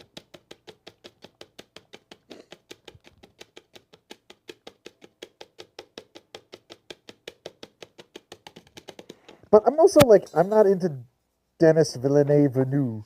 I think his movies are very beautiful, but like in a way that belongs in a museum. I don't think that they're meant to be watched. Oh, you know what? I bet that gasket does go there. There's a mysterious O-ring that showed up in my kitchen, and I bet it goes there, and it's why I've got findings everywhere. How does it feel to be the good eats of bartending? No fucking, I'm not. That is so generous of you. So many other channels are the good eats of bartending before me. I'm the Adult Swim of bartending, I hope.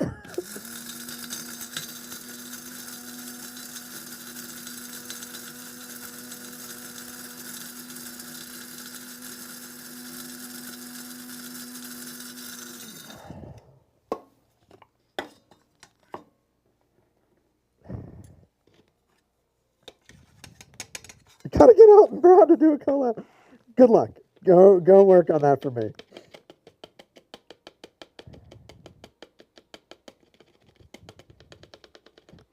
Co-workers? I hope not, because that means none of your co-workers get paid.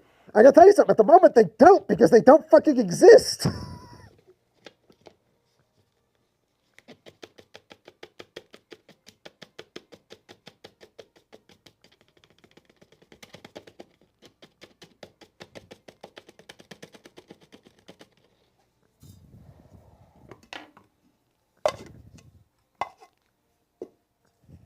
I didn't know that about Adult Swim. That sucks. My Adult Swim days are very early, like Space Ghost. That's Adult Swim for me.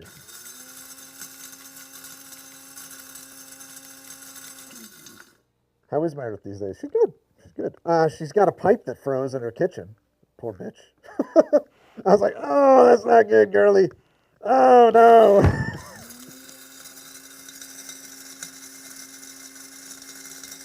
I'm grinding the root because the way it comes is too coarse for me to make a usable, like a quality extract from.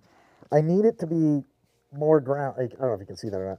So I'm just doing the whole batch, and I gotta do that with all of this shit.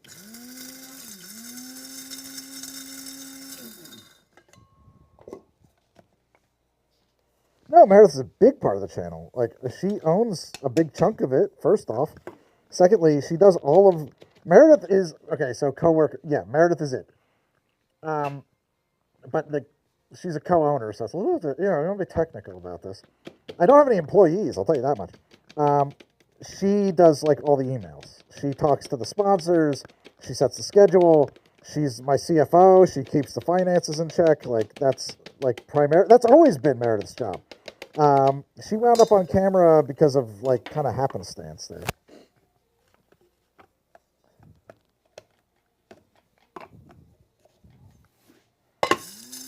We spent all the budget on moving Space Ghost Hand, and now there's no wages for anyone.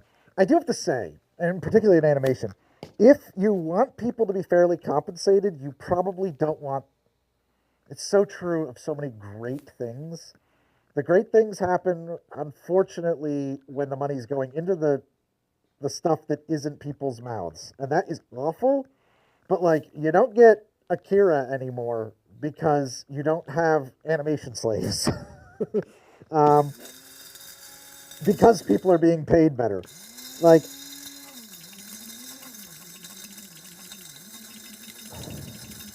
that's very nice, Easy. Yeah, Lux!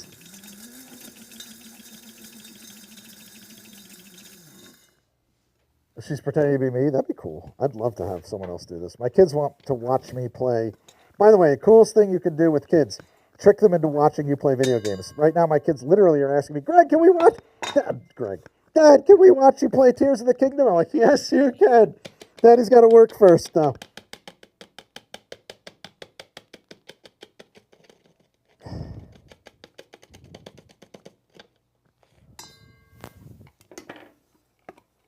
Did you clear and seal it? Yes, dude.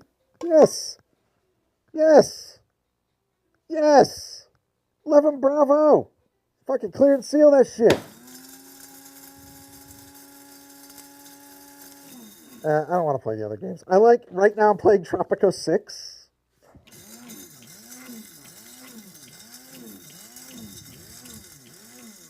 I used to do Let's Plays on my Twitch channel, which I have really neglected of late. I don't know. I mean, like, I don't really play a lot of games, and, like, to the extent that I do, like, when I say I play Tropico 6, it's in bed after my wife falls asleep on my Steam Deck, Like...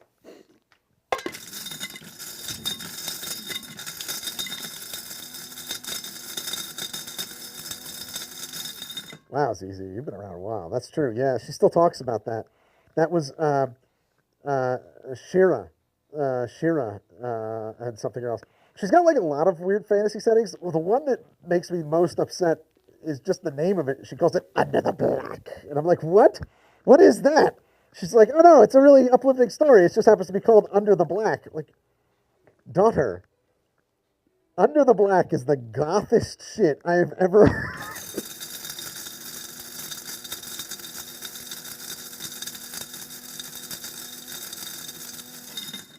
Oh, that's funny, Li. I didn't even... I don't know that I realized that. Yeah, I did some of that on the Midnight Local channel. It used to be HTD 2. We renamed it to Midnight Local. Top tip for a soon-to-be dad. Ooh. Okay. I gotta pee. And then I'll give you several tips, since you're asking. I never love poop is a really good one. Yeah, that's okay. You'll rip that Band-Aid off. You'll rip that Band-Aid off, and then it won't even faze you anymore.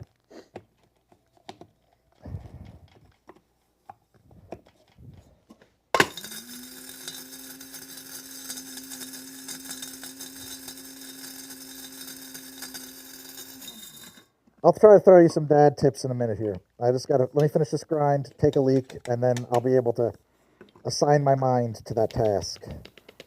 My first tip is other people's experiences are not yours, and they don't know anything about what happens in your house, and they don't know your kids, and fuck them.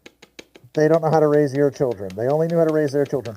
That is true for so many things in life. There are all these fucking a-holes out there who are not successful anyway. Their success is in selling get-rich-quick schemes. But even if they were, they couldn't transpose that success onto you.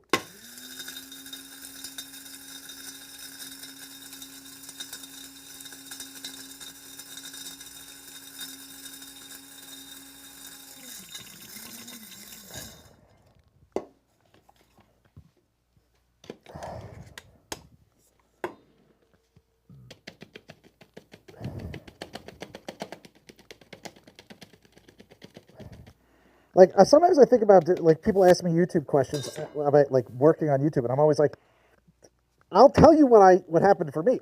But it will not happen for you that way. Let me go to the bathroom. No, but I do eat it occasionally. I do eat weed, but I don't smoke it. Should we stick with my like lo-fi house shit, or should we switch it up? This is just a playlist called My Favorites, and I probably made it on here 1,000 years ago. I don't think it's going to be good. Synth Builder. Oh, okay. This is a playlist of 38 tracks called HTD Lab. This is probably what we should be listening to. I'll be back in 5 seconds. Greg, don't forget to mute your mic, or else they're all going to hear you take a wee.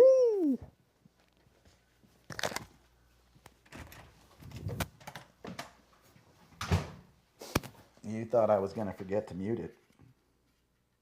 Good.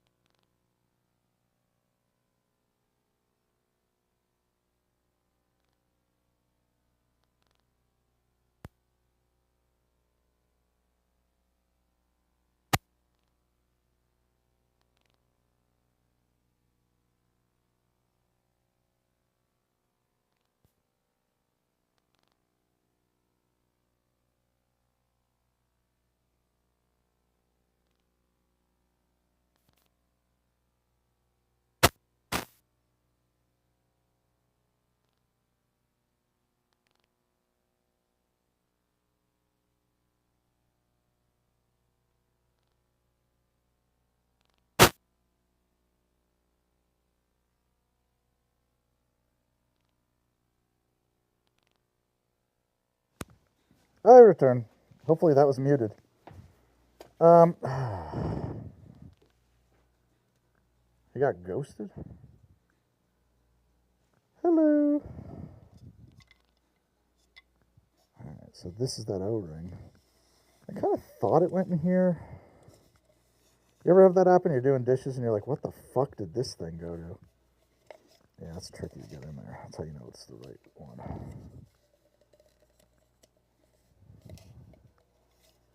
Mike, can you hear me?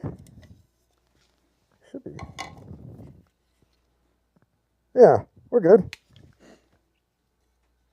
I am not muted. There's no possible fucking way.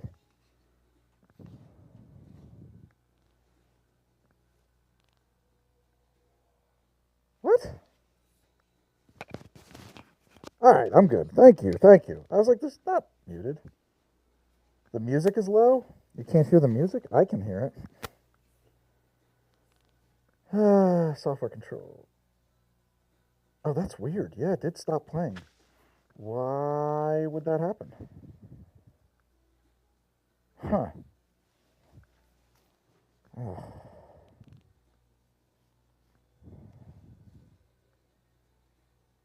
Oh.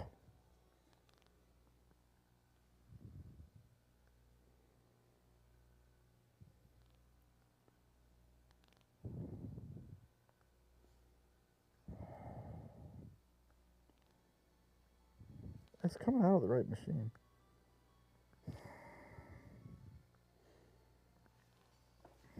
All right, I'll take 5 seconds to see if I can fix this.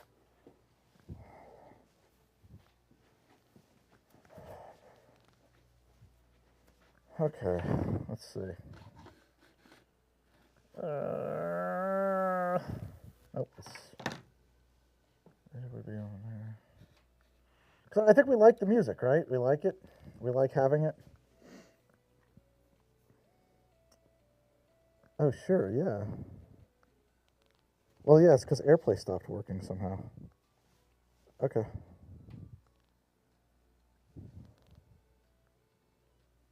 Probably because I left the room.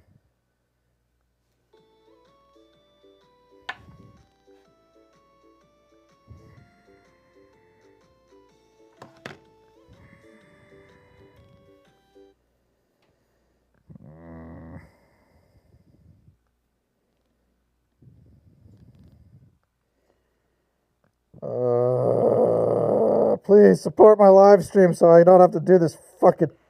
Please! Patreon! There's a link in the description. Yo, what? Want Greg to give us a Hummer while he's on the grinder? Jesus Christ. Yeah, but that music was coming through my mic, which is not good. We don't want that.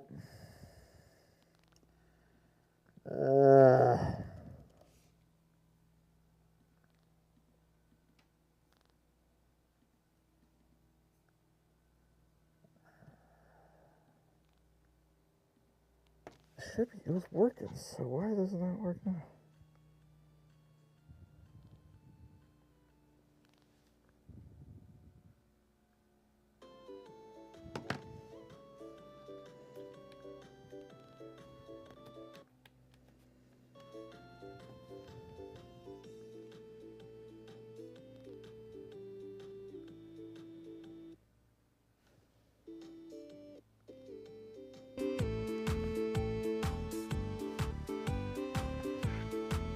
All right.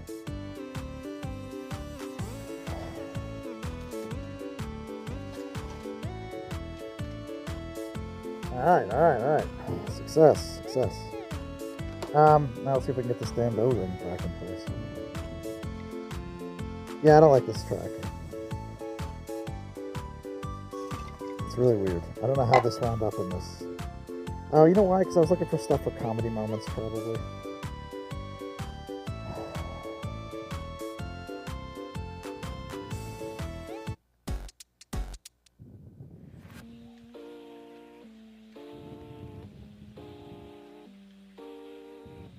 Let's try to stick with the track I had going, stuff I had going before. Whatever. This has got like Plantasia vibes. There we go. There we go. Oh yeah, that's exactly what's been missing. Fuck me, huh? Okay. Sounds like a Mario level. Sure. Alright, for those of you who are just tuning in, and I hope some of you are, 1, my name is Greg, welcome to How to Drink. 2, I don't normally wear a respirator. I am grinding roots for use in soft drinks. I need bittering agents, and this is the best way to get them. And these are too coarse for me to make quality extracts from, so we gotta grind them up. There's fucking dust and finings everywhere. It's probably not a good idea to breathe that, so we do this. Well, here, we could just do this. You guys want different tunes.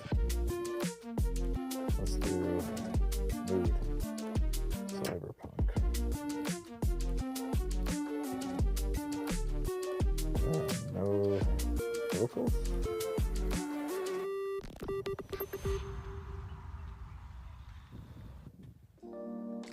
There you go.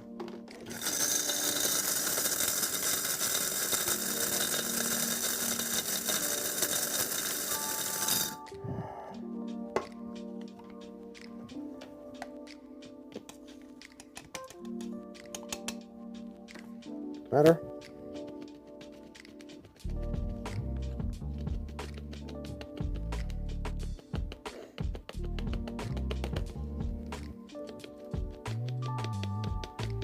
How much does each of these packets actually contain? How many grams is this?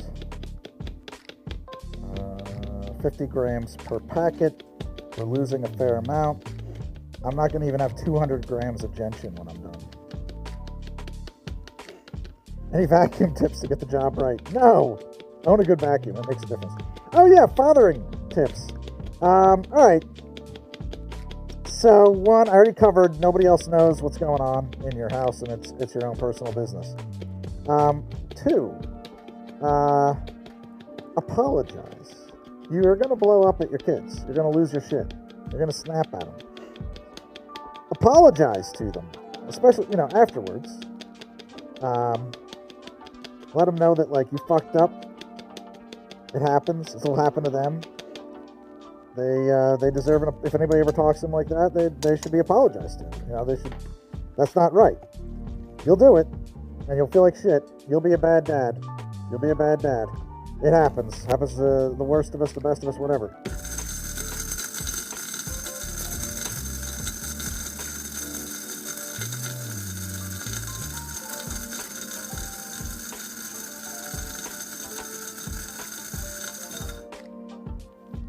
This is all royalty free. This is Epidemic Sound. I paid for this. That's why we're using this.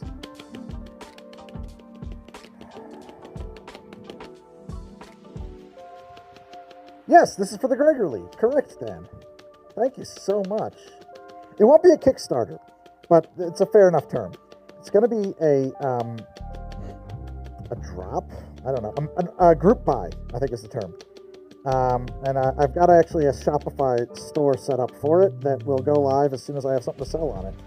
At drinksoda.com, everybody.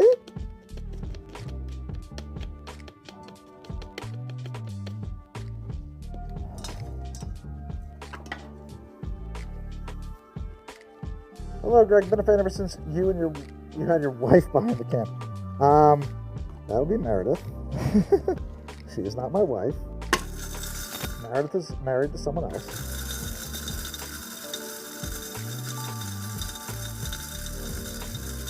Yes, apologize to your kids. My relationship with my dad is so much better than my relationship with my mom because dad apologizes. And it's next to impossible to get mom to apologize.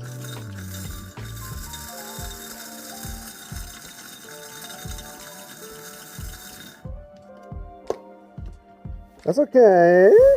Yozo, Meredith do be gay. So, a terrible time for her to be married to me.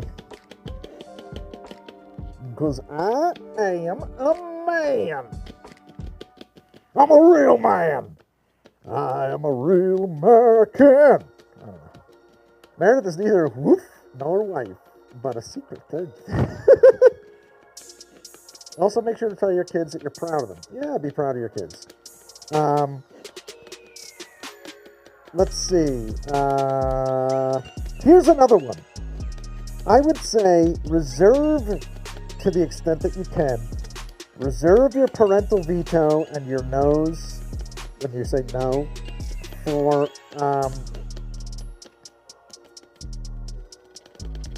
issues of health and safety. Okay? Issues of health and safety. That's just my own take on that. Let them fuck around and find out on other stuff. I'm a lumberjack and I am okay. I sleep all night and I work all day.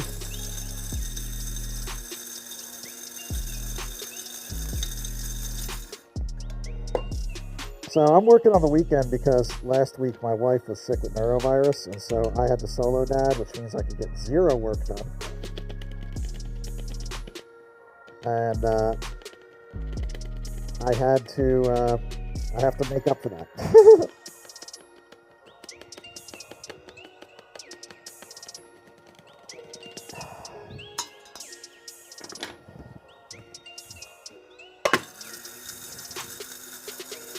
Let them eat too much candy and be sick so they all learn a lesson. I mean, maybe.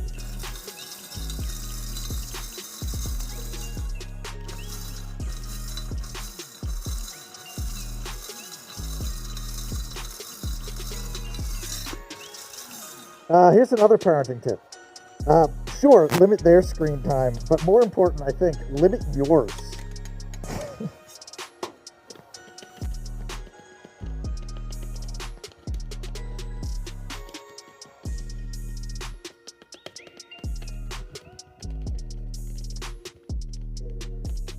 Okay, now some technical parenting tips. My wife will try my cocktails, but she has like very narrow scope of drinks she likes.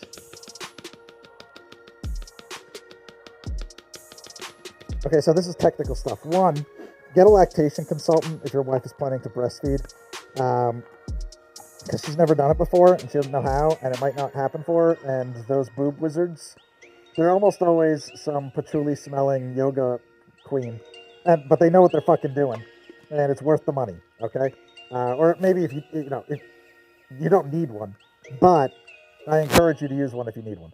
That's parenting tip number one. Parenting tip number two, I don't know if they still talk about this, but when we had our first kid, people used to talk about nipple confusion. It's not a fucking thing. If your kid doesn't like breastfeeding, get the fucking bottle. Parenting tip number three, more bottles. There is you can get a bottle that will have a chamber of dry formula in it and water that you pre-dose, and then you push a button on it and they mix and you can shake it up. Fucking get those. They are so good. Get yourself 6 of them. You can have them loaded up when you go to bed at night so that when you have to wake up for midnight or 2 a.m. feeding, you pop! And then there you go, feed that baby.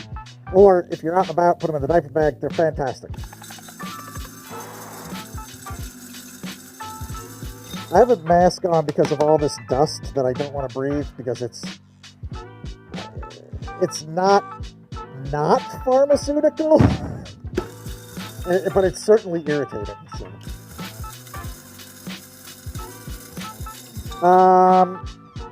Onesies, a zipper from the ankle to the shoulder. That's what you want. No, don't want that. You don't want that. Get the crotch snaps. That's what you want for a onesie. For pajamas, you want the zipper to the ankle. But for onesies, get the crotch snaps. That's the way to go.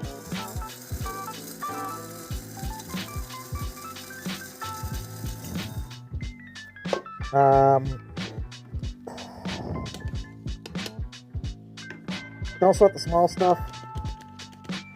This is what I think I always like to do is like, dude, fucking cave people, right? Like, we survived, 13,000 or 30,000 years of human evolution so far without Dr. Spock, without boob wizards, without a hospital teaching you how to do the Heimlich maneuver.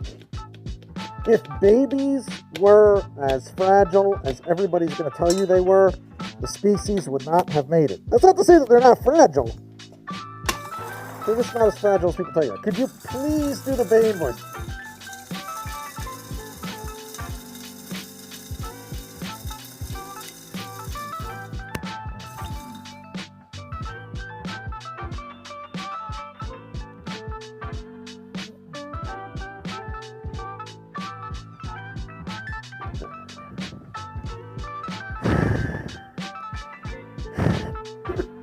Good eyes and listen. Welcome to the HTD. I don't think I'm doing it right.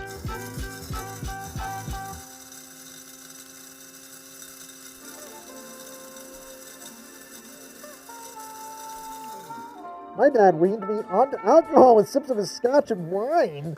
No, that's not for nothing, but that sounds like child abuse. Hell no, I wouldn't do that. No way, man. My dad was a degenerate alcoholic and he wouldn't let me touch a drop. Oops. I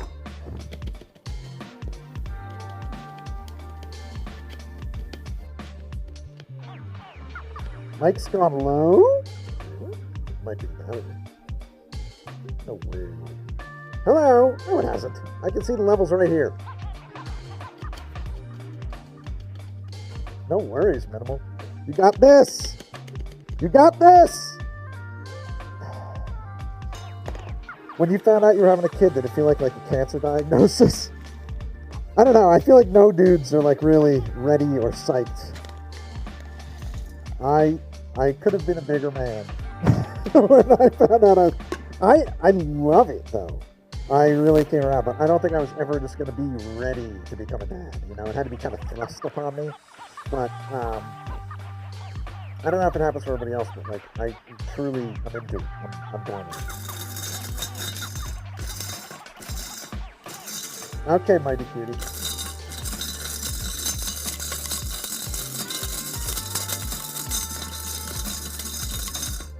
Nah, I don't have any Scandinavian heritage. I have an uncle by marriage who's Swedish.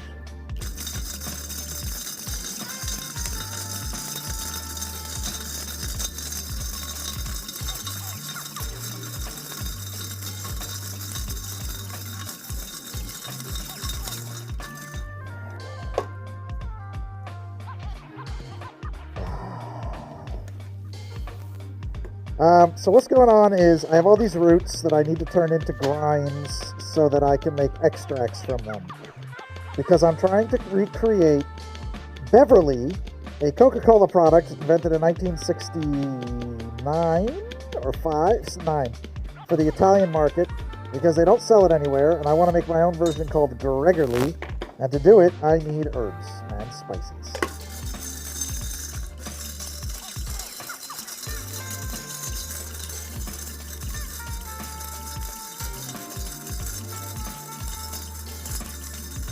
Meredith and her partner did have a baby, and they're, I think, planning to work on number 2.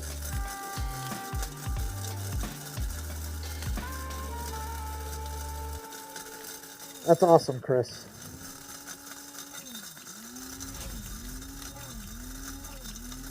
It's just all part of the job. Cass Passe 9. All part of the job. And yes, it's very frustrating. It's not my favorite part of the job. My favorite part of the job is cashing the checks, baby. No, I didn't touch a drop. I didn't even drink in high school. I was like a real square. I was a real square, real teetotaler. I was not a fun guy.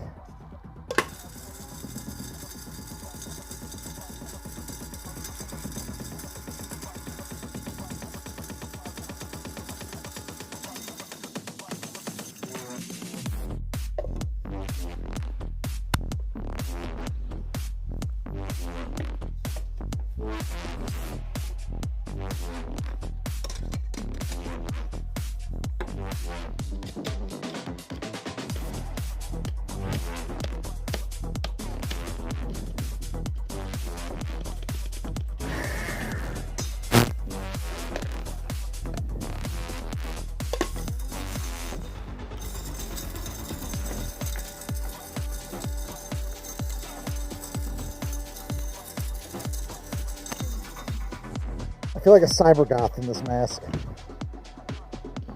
I used to hang out with goth girls. Cyber goth girls dance there like it was their fucking job. I don't think it was. I think they were just there for fun. I don't know. Oh my god, I think we finally finished. Ladies and gentlemen, we have gentian. Nocturne, yes, exactly, LJ, that's right. That's exactly it. I think you wrote Nocturne, maybe you mean something else, but yeah, Nocturne. They're fucking floor-length servo dreads and shit. Hell yeah, man. They're fucking 40-pound boots.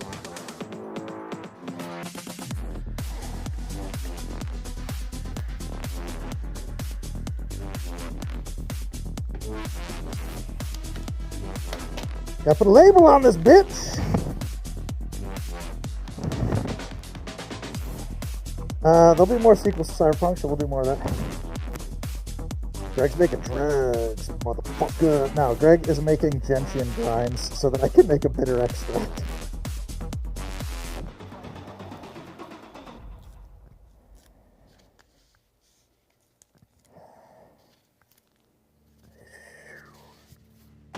On the shelf you go.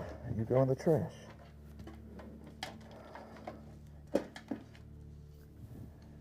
Gas mask dancing is a whole genre of people, and they're either the chillest or lamest people you'll ever meet. Isn't that true of so many genres of people, though? If you are a person for whom there's a genre, you're one of those two things.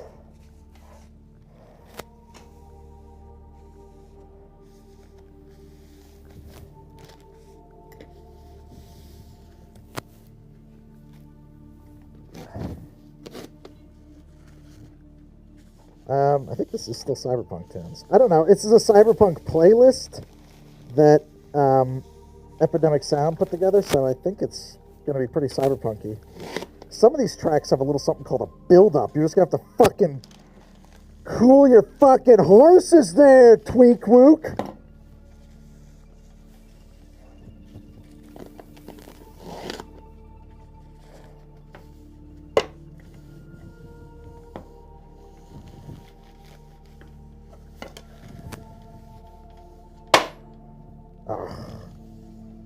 All that work to get that thing in there. I don't want to use my, like, alcohol wipes on this. I'm not terrifically concerned about this small amount of contamination in the very large amount of grinding I'm about to do. Do you have a tonic syrup recipe? I gotta tell you, I think maybe I've done it once on the show. If I have, it would probably be in the HTD app, which, oh my god! You motherfucker! Get in there, you son of a bitch. Get in there. Get in there, you fucking whore!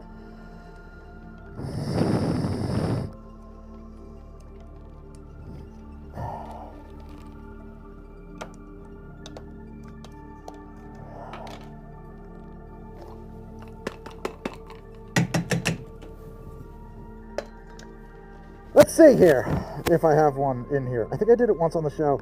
And truth be told, I think mostly I advise people to buy Tomer's tonic syrup. I should probably do an episode on it if I haven't. Let's see.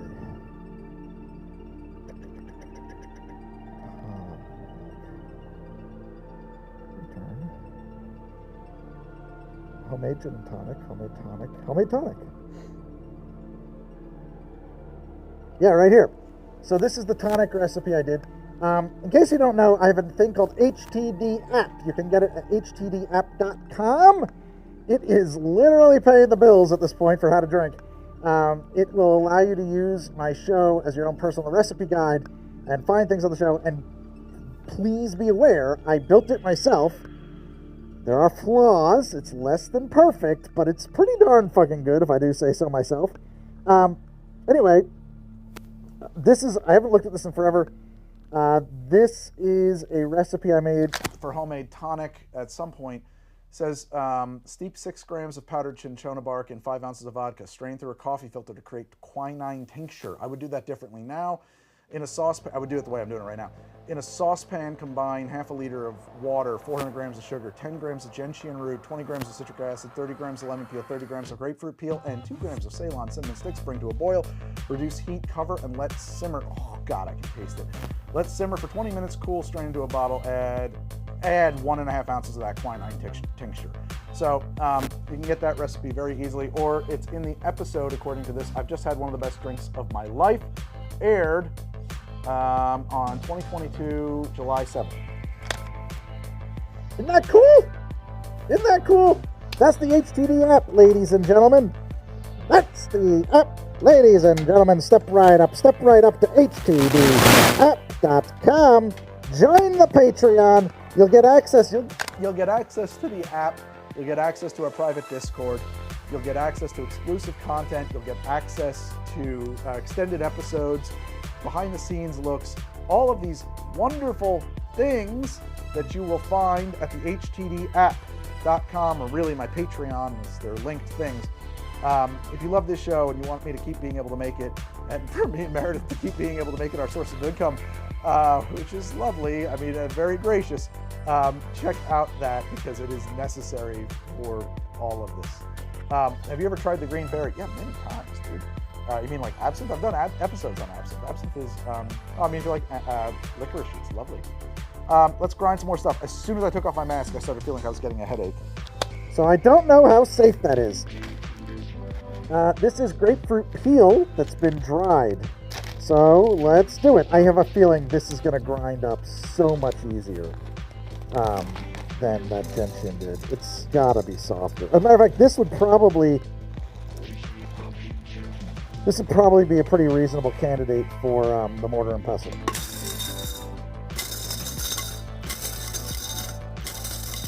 Oh, hell yeah. Okay. This would be much faster.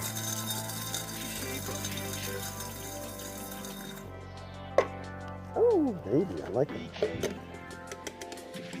So much better.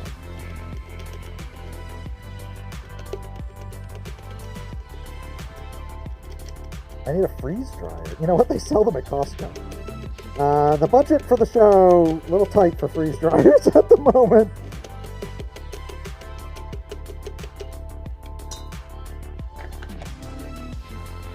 I like this vibe. I'm into this kind of chill wave thing happening right now.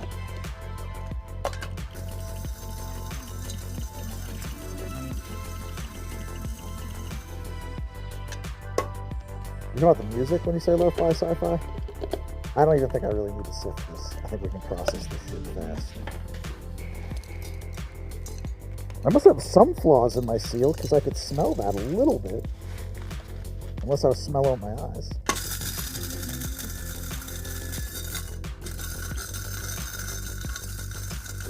You never thought you'd hold eye contact with me, but here we are. Help me, I want to help you.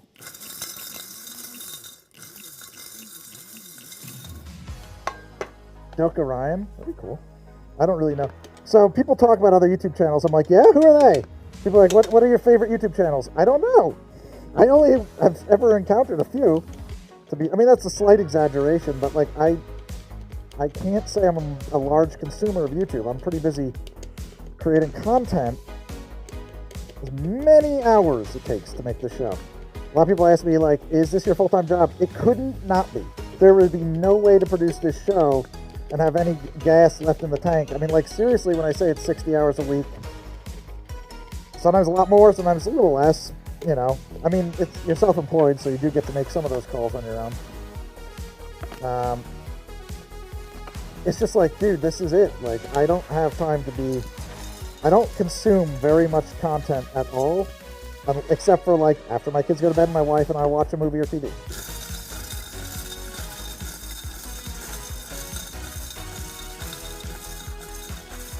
Hello, Amber Kitty. Welcome to a chat live.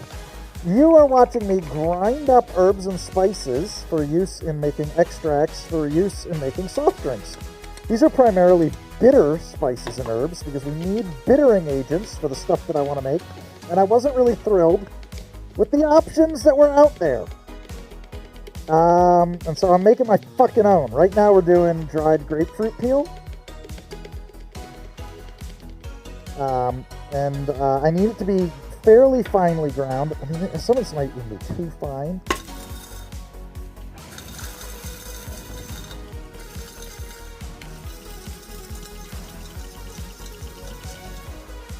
Oh, it's funny, you love CinemaSins and pitch meeting. I feel like CinemaSins gets such a bad rap. People hate those guys now.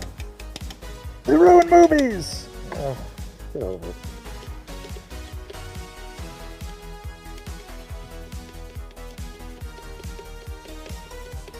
This has got some real video game vibes. Or, you know, workout montage. Or I was actually going to say a little bit of American Gladiator for me. Yeah, we want all that anyway. We don't want it powder. If it's powder, we have a hard time. Yeah, Eduardo.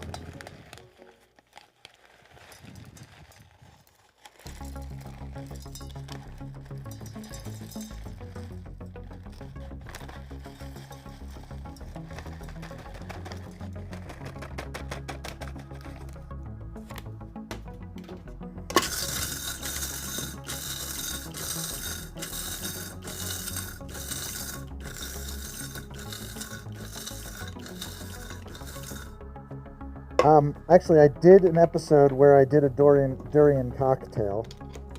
It was gross. It's actually, in fairness, it's why I think I wound up.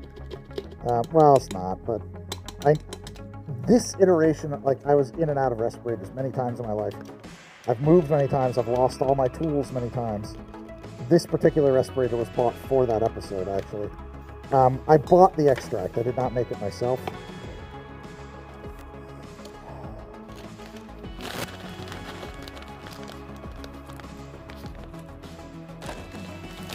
I bet you could send a drink recipe or two to Dirty Laundry on Dropout and get in with them a little bit. You know, I don't know. They haven't asked, and I feel weird asking. I guess those guys are like selling tickets for Madison Square Garden. I had no idea. It's crazy. We haven't recommended butterscotch liqueur. Not really.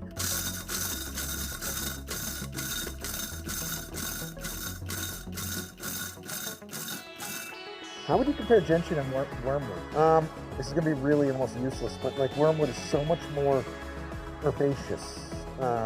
It's much more... Gentian is very neutral as far as bittering agents go. Wormwood tastes like a plant in a way that gentian doesn't. They were $800 for MSG, but everybody keeps saying that they're sold out, but then when I go to Ticketmaster, there are lots of seats available. So I wonder if, like, initially, I don't know, they had like a small section of seats available, and when they sold out, they opened it up. I don't know.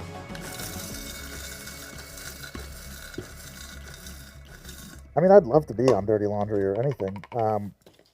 I don't have a union card or an agent, so there are limitations to what I can do and where I can be.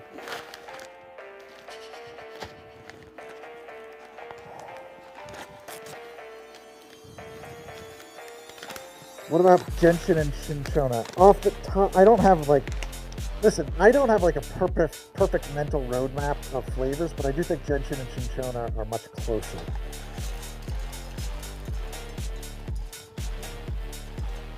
I could be wrong on that. Alcohol is not fun to sell, otherwise I probably would. But I am doing soft drinks. We're working on that. We're going to do soft drinks on the show, like Gregory, which is what all of this is for. And then when I make the Gregory, you'll be able to buy the Gregory. I was wondering, why did I open a second pack? And that'll be fun. I can go to LA, LJ, I'll get there. Many ways one could. If Dropout asked me to come on something, I'd fucking find a way to get over to LA without a plane or with one if I had to. Although maybe not this week.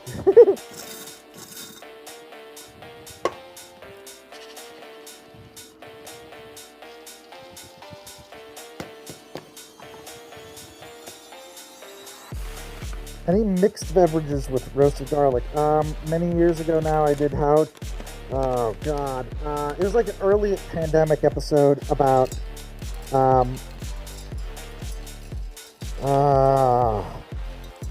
what drink was it? It was a drink that was popular in South America during the Spanish flu as a curative that had garlic in it. That's as close to a roasted garlic cocktail as I got.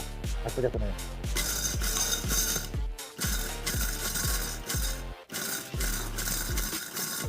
It's probably gonna be a U.S. exclusive.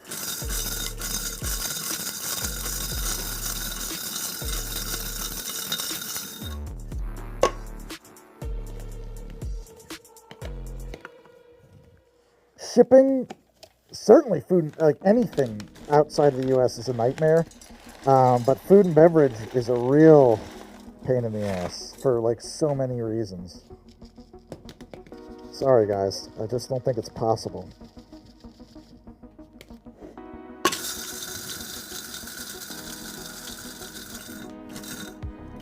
I've thought about making and selling mixers. I could consider it. I would do it again, like as a group buy, because I don't think there's enough interest out there for me to, well, I think I would lose a lot of money on it. Let's put it that way. I think if I went and made like a bunch of syrups or mixers, they would not sell, to be honest, for various reasons. So I would do it the same way I'm doing the sodas as a group buy, and if there was enough interest, then great, we can do it, and it wouldn't bankrupt me.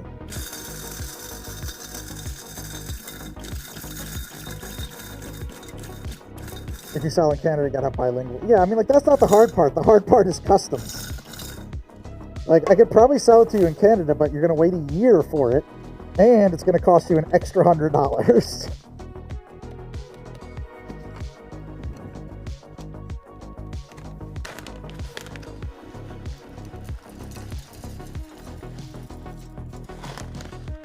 But, you know, to some extent with the group buy format, I can sell anything because it costs me nothing to list it. You just have to wait for it. And then when we hit our threshold, we put it into production and you get it.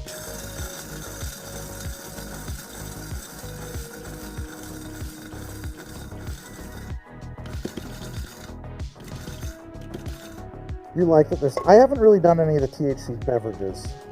I like the edibles, honestly. I don't get, like, what if I just had an edible and drank the soft drink that I wanted? I am not doing edibles out. Like, so, like, drinking THC something.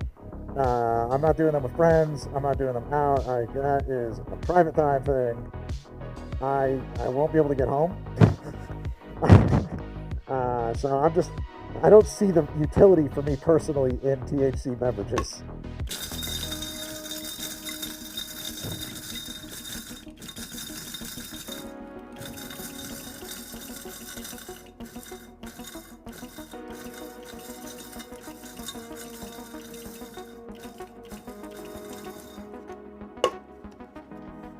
Like, what is, like, seriously though, in a can of, like, your average THC soda, it's like 3% or something like that. And I gotta point out too, here in New Jersey, there are THC soft drinks that are sold at liquor stores, but they don't have any THC. It's bullshit. It's like Delta 8 stuff, but it's in a super, super fine print. And it's made from industrial hemp. Like, and I don't think my dispensary has any soft drinks. I don't think that they sell them. And I don't think that, I bet there are no real legit fucking soft drinks. So, maybe that's what it is. Maybe I'm expecting them to be like, oh god, this is a 3% whatever. I'm gonna be pretty fucked up in 90 minutes because I'm a lightweight. Fair enough. But maybe it's like a different kind of 3%. You know?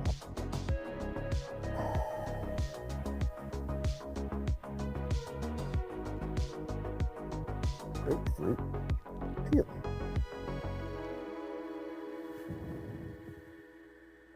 Literally every dispensary in Toronto has a fridge full, but I would love to know more about them. I really would. That doesn't mean anything. Like, you know what I mean? Like, I'm just saying that it might not be the same shit. That's all. I don't know.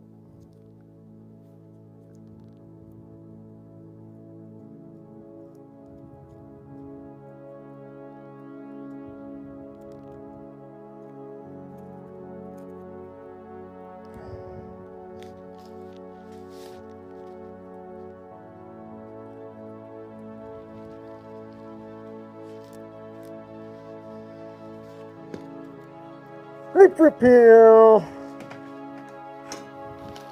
This is the one I'm probably the most dreading having to grind up, because these other ones are going to be pretty easy. Cinchona, I know, powder very quickly. But this is cassia, and I have a feeling this one's going to be like an absolute bitch. I think it's just going to be brutal. But we'll give it a shot.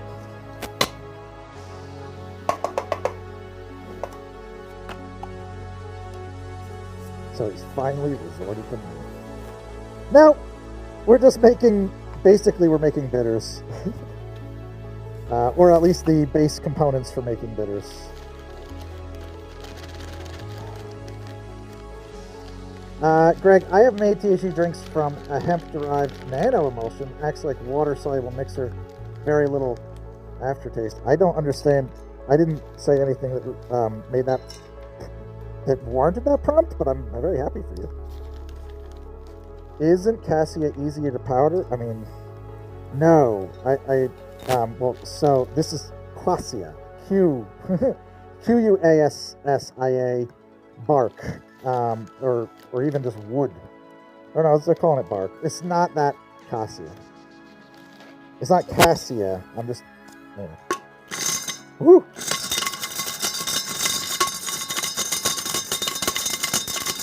Like, I need a wood chipper for this.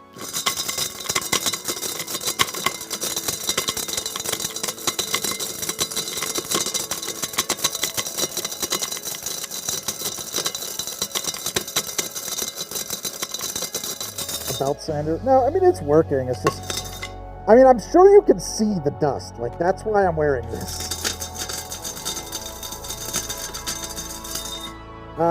Shouldn't make a tea of it. So what we're going to do when I make an extract is we're going to use this percolator, this dropping funnel. I have 3 of them. And you do an equal amount of ethanol, 95% ethanol, and extraction medium or substance, whatever. But we need more surface area. This will not make a true extract because you can't get to the center parts of that. So we got to make it like almost like a powder. So that's what we're doing.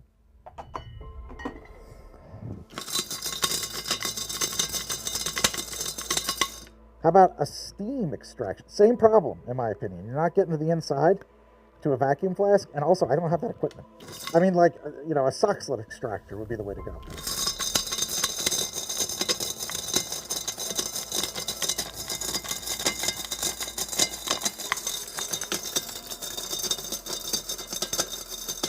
Nah, you think that, but like, you put this in a mortar and pestle, it's a fucking tree branch. Like, you can't mortar and pestle this.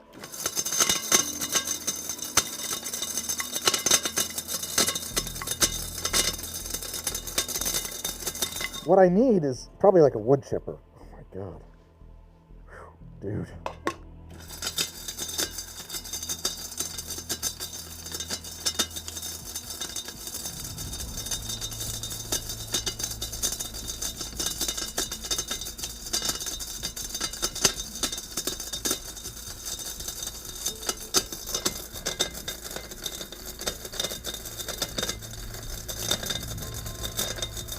We could try more, but I don't think so. Well, this is a dedicated spice grinder. That's what this is for. That's all this is for. And, yeah, I see your point about adding more. We're going to get a really uneven grind, but I guess that's why we're sifting. Try it. This is a totally dedicated grinder. What I would need, like a lab grinder or a ball mill or something.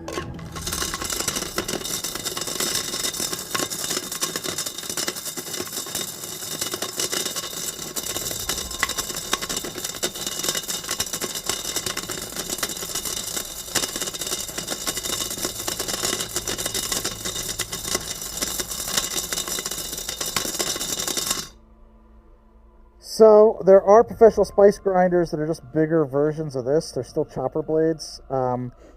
What, you know, in a perfect world, see, they're getting the finings there. What you kind of want is like a conical burr, but like they don't, like, you can't, a coffee grinder. I was talking about this in my Discord, which is a patron exclusive. I was like, coffee grinders break, and they're like, oh, but they're metal. You know, I was like, yeah, not the burrs. Those burrs are writing and stuff, right? And when like a piece of fucking quassia root gets into those burrs, instead of grinding it, the bearings are gonna snap, right? Like, it's just gonna break. There are burr grinders that'll do this, or ball grinders, or grain mills, but we're like spending $1,000, basically.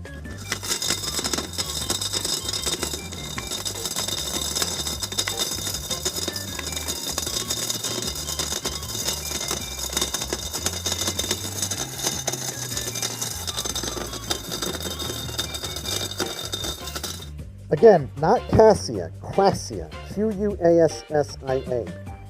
It's not cinnamon at all. This is like a bitter tree.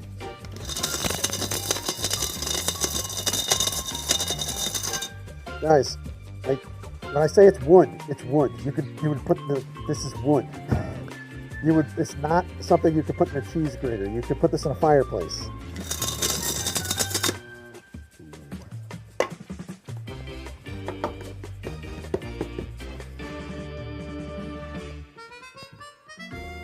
Why am I trying to smell it? I might save these finings, even though I don't want them, but because it's like kind of what I'm getting. I can always sift them out. Yeah, it's wood. It's wood chips, Traveler. It's absolutely wood. It's so hot in here. I'm gonna start a fire with this shit.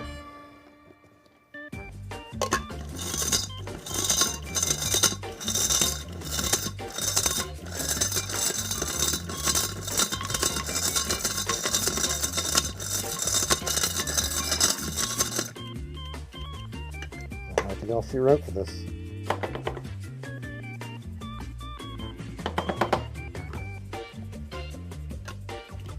Yeah, I think that's it. I think we killed it. At the very least, it's hot enough to shut itself down. So I have a new theory, another alternative. We're gonna try this. I'm gonna take this and put it in here, and try this professional grade wearing immersion blender, which is essentially the same thing. It's it's almost the same blade, really. So we'll see if this produces results, but this may be as good as it gets.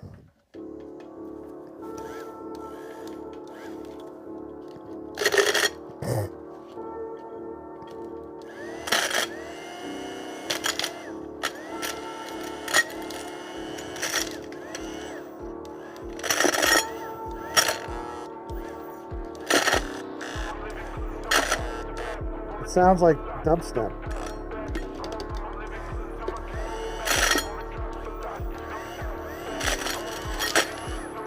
Would it work to soak it in water? I'd have to...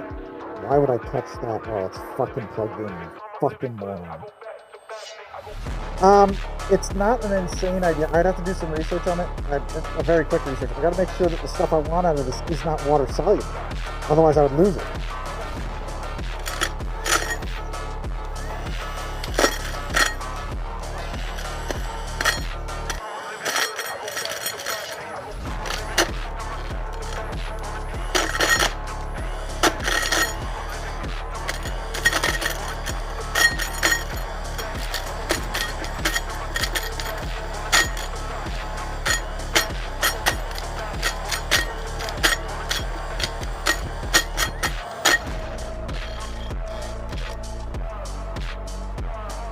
I don't think so.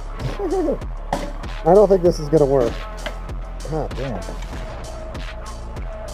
Are you like cooled off sufficiently to operate? Or have I truly cooked you? Because this thing was actually doing it was just slow.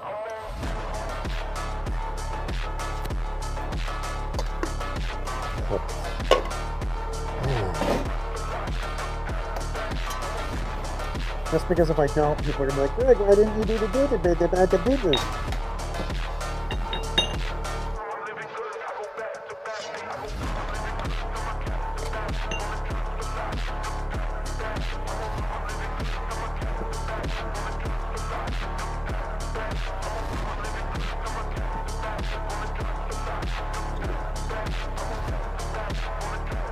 wood shop router. Ooh, a router. I mean, you might be onto something there. I bet you could make a blade for a router, lock it in horizontal with the right blade, build a hopper to feed, and then, yeah, a catch basin. You could probably even have channels that would, like, sift it in real time.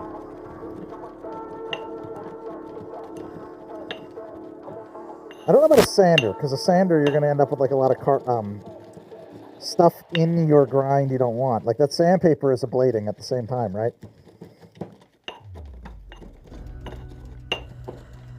We're trying to grind quassia bark.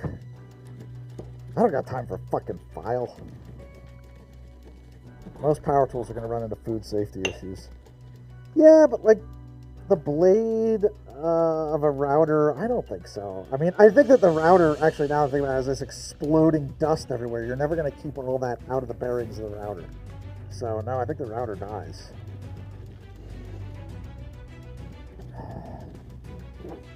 Yeah, maybe a wheat grinder, but look up what quassia bark looks like. It is wood. It is wood chips. We are trying, I mean, like what I really need is like a small wood chipper, actually. And then just send it through like a bunch of times.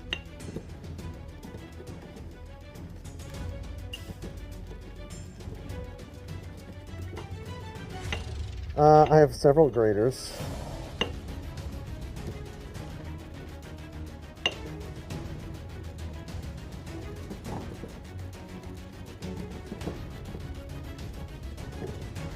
Nah, this is cheap stuff. Like a couple bucks. A nutmeg. But you know how many centuries of grading it would take? Oh my god! It's a bitter flavor.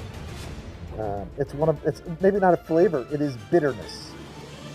Bitter is not a flavor. It's get into kind of. It's a taste. Oh, that was stupid. Rotary.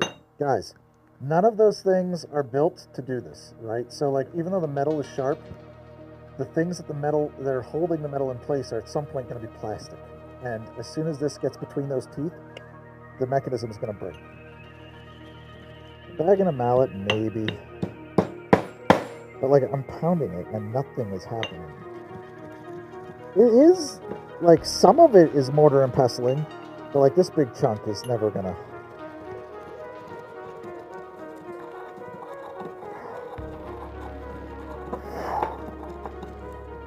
God, get some fucking monster forearms doing this shit. I tell you what.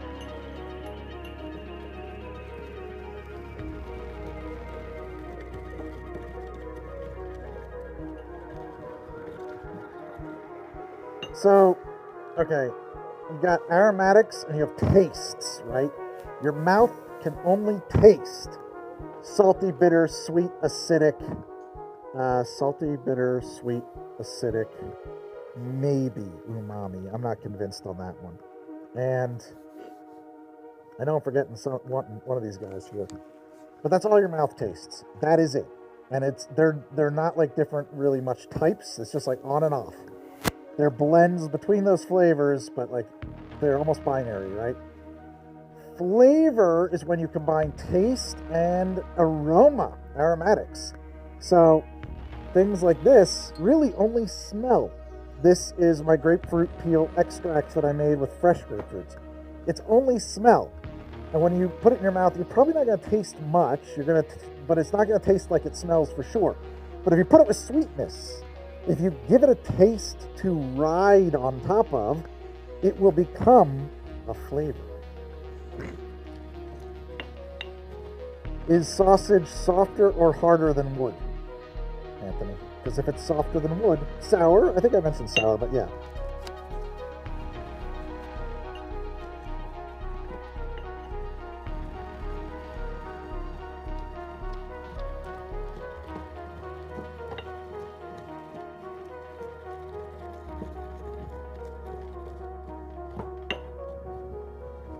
That's what I just said. Your taste. I'm being technical. Taste is what your mouth does. Flavor is when your nose and your mouth work together. That's what you're talking about when you say taste, geeky girl.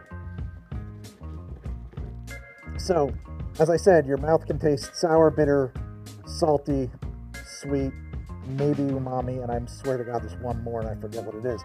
And that's it. The bigger part of it that makes it into a flavor is your smell. And there's like an infinite number of smells that you can combine with tastes, mouth tastes, to get flavors. Am I bleeding? Something's wet on my finger here.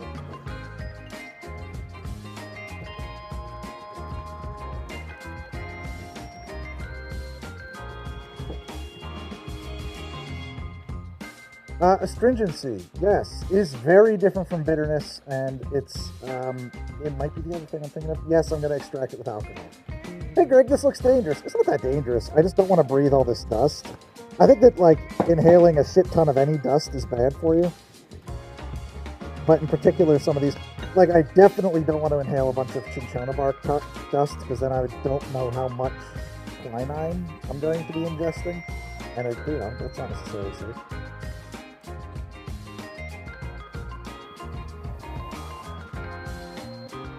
I don't know why this is on the side of the playlist. Yeah, I don't have anything I can do with this, man. This sucks.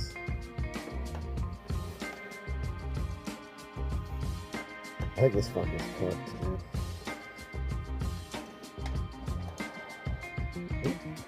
Laptop's unplugged.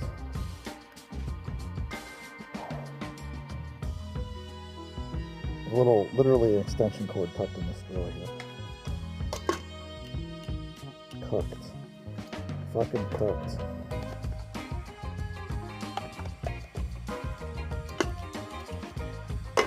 It was doing a good job, reasonably speaking.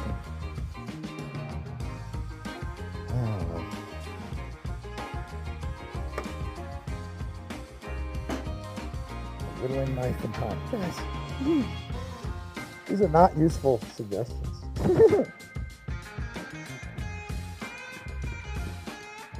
Would he even have a bone grinder? Yeah, would I?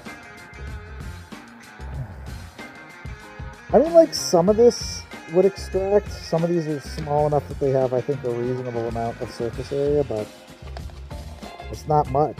It's not enough.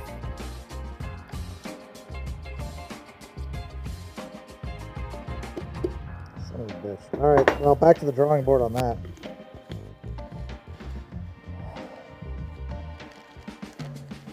There's some parts that were never sifted off here, which should be.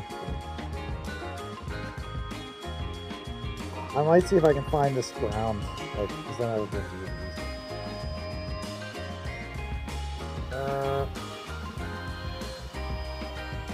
these. Let's, I'm gonna go over to the bar and I'm gonna take this mask off, and I have a feeling that there'll be so much dust in the air that it will still be terrible.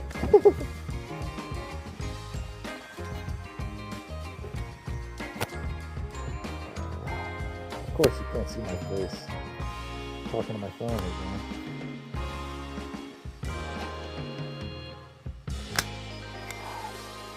It stinks, but I think it's, well, it's actually, it's kind of a pleasant smell, but it's not the same thing as huffing dust, so I think we're all right. How's it going out there, everybody? Woo! Boy, that was fun. A giant trying to make bread would have a bone grinder. Grind up his bones to make bread. Yeah, that's a good idea. Gee, I'd like another cocktail.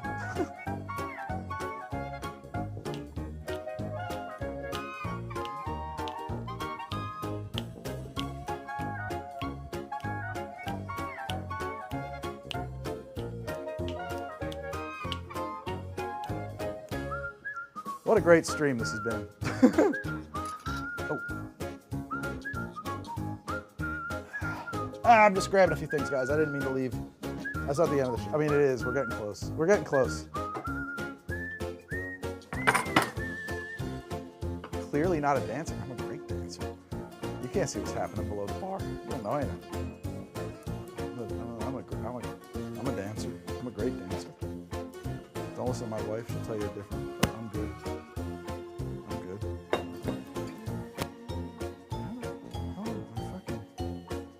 I'm off camera foolishly, but how did my shaker go missing? I don't even understand how that happened. It's just gone, baby. Oh, I put it there.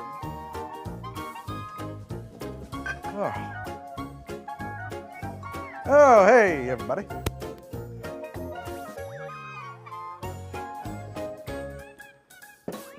Oh, boy, a lot of dust in here.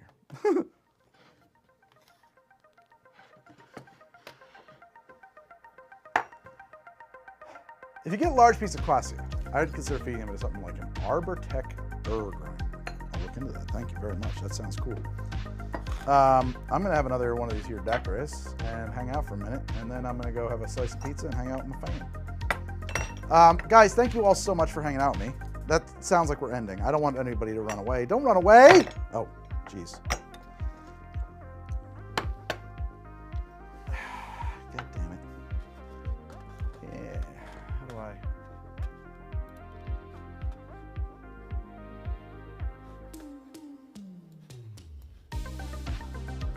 Yeah, we're losing the audience here. We're losing the audience on this Sunday evening. This is not a hot topic. A man grinding. It's pretty hot topic. Run, everyone, he's gonna explode. Why would I do that?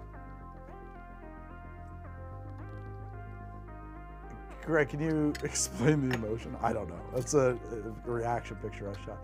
What's the deepest lore item? Oh, fun question. This globe was my grandmother's, and she was an extremely well-traveled woman. And she used it to mark all of the places that she had been on Earth. And probably that. That's probably it at the moment. And that's cool. I'm gonna set a daiquiri real quick. That's a fun question, deep lore. All the other stuff that's back here is like stuff from the show for the most part. I used to have some more, you know, artifacts and stuff. If your grind has been running nonstop before, let's contact your local spice maker. Yeah. Okay. There we go. You ever plan on making more coffee drinks? I mean, sure. People always ask me like that, like I've sworn them off or something, like those kinds of questions. Like, yeah, I'm sure at some point I'll do all kinds of things, you know, when it's relevant, when there's a reason to. I don't plan on not making more coffee drinks.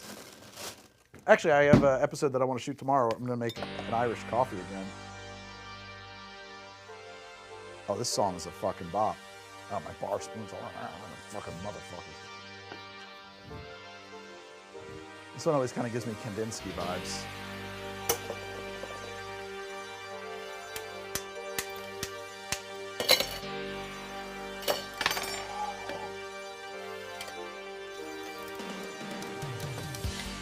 Peg leg dwarf bartender, NPC in the D&D module. Nice.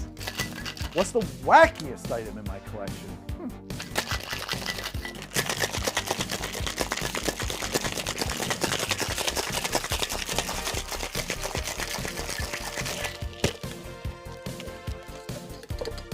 Is Agricole a good sub for barbacoa?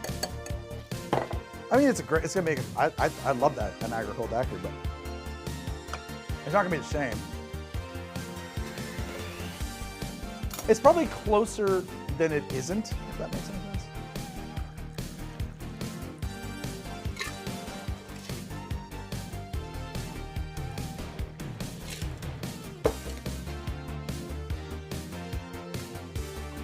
Agricole can totally sub for cachaça. It's really the same thing. What kind of camera is that? Oh, it's a fun camera.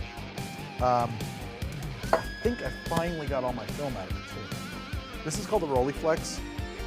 This one was from yeah, it was empty. This is a, twin lens reflex. You take pictures of it like looking down like this. It's a medium format camera. So the film in it is 6 centimeters by 6 centimeters square. And it is 1953 Rolleiflex Auto X, called Auto because it does a very small amount of math for you on your shutter speeds. And you have to crank it once to load the next picture, and then the shutter release is actually right here, like that. So you take pictures. It also has this neat feature, if I can remember how to open this. Yeah, right, so most of these cameras, you're supposed to shoot like that, but with this one, I can, how does this one work again? I'm trying to remember how this works. There's like a way, it's not latching, maybe that's part broken. But basically you can take a picture forward through it using these like periscope configuration thing. Kinda, it's dumb, you don't need to do that. Now of course I fucked it up. Now I've borked it. Great job, Greg. Great job.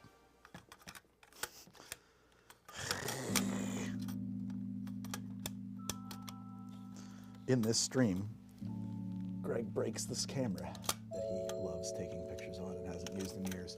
Hey, Cisco, thank you. Always like to see your videos. Thank you very much, Cisco. I really appreciate that. Why won't you close, you fucker? What are you getting caught on? It's not...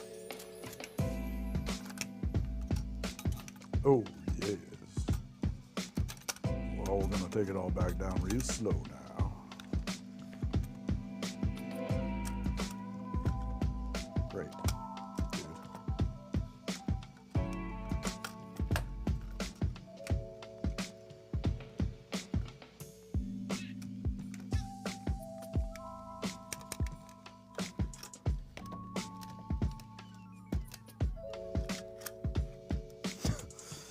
Dude.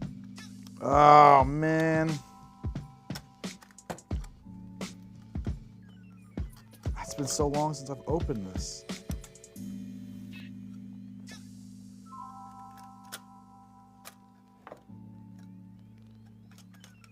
That should just fold in there. I feel like it's getting caught.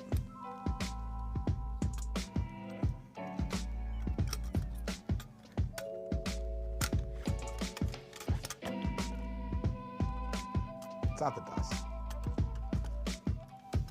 Well, I was making powders for extracts, but that time has passed. Now I'm breaking my beloved camera.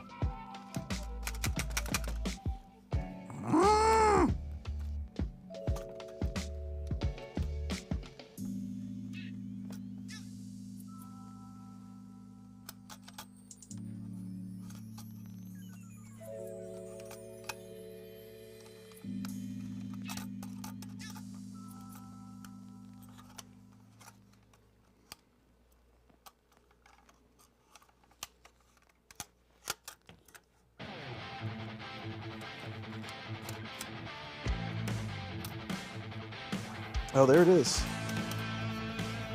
There it was. There we go. There was like a little leg that held the mirror in place that had slipped free. Woo! Here's that.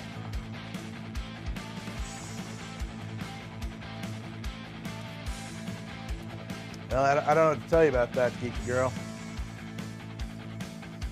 So you and me met once.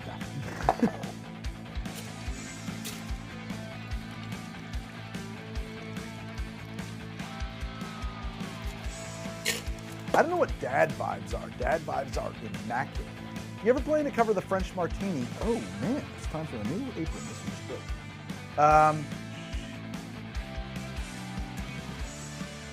Covering drinks. Okay, so you may or may not have noticed this. Some people complain. I miss when Greg did this on the show. I miss when he made good drinks. Well, I still make good drinks. I miss when Greg made game drinks. I still do that. You're just missing the show. I miss when Greg did classic drinks. That's a little more complicated. I have to sneak those into episodes because an episode called How to Make a French Martini is probably not going to get a lot of likes or views, rather. Not going to get a lot of clicks. And I need to make episodes that are going to get the clicks. I got to make the clicks, otherwise the channel dies. And so I got to think about how to do that episode without calling it that, or to do that drink without calling it that. That said, actually a French martini is probably not a bad idea, but also one drink episodes are not long enough to generate enough watch time to be valid pieces of YouTube content. Anyway. No, coriander. I mean, I don't get no views, but like, a lot of people like last week my wife was sick. I posted a thing on my Patreon about like, hey guys, I'm not working this week. It sucks. I can't work. I gotta take care of my wife. I gotta take care of my kids. You know, it's what it is. So I'm way behind on production. And people are like, Greg, family first. I'm like, I know. Greg, you gotta put those things first. I know. You gotta do this first. I was like, I know, but like that's why I work. I put them first by working because that's how I pay the bills. And I think that there's a perception out there that like my back catalog could pay the bills. I'm like, Greg doesn't need to make content. He could just let his, million subscribers watch the old videos, and like it doesn't happen.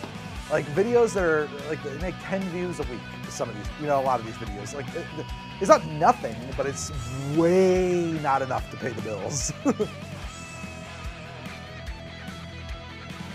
So, basically, I try to release 4 videos a month, and every video accounts for about 20% of my revenue for the month, which means that there's like 20% left if I do nothing. Hypothetically, if I can get my Patreon numbers, and on top of that, like we've lost a ton of YouTube revenue. In the last 2 years, it has just been collapsing. It just sucks. And there's nothing I can do about it.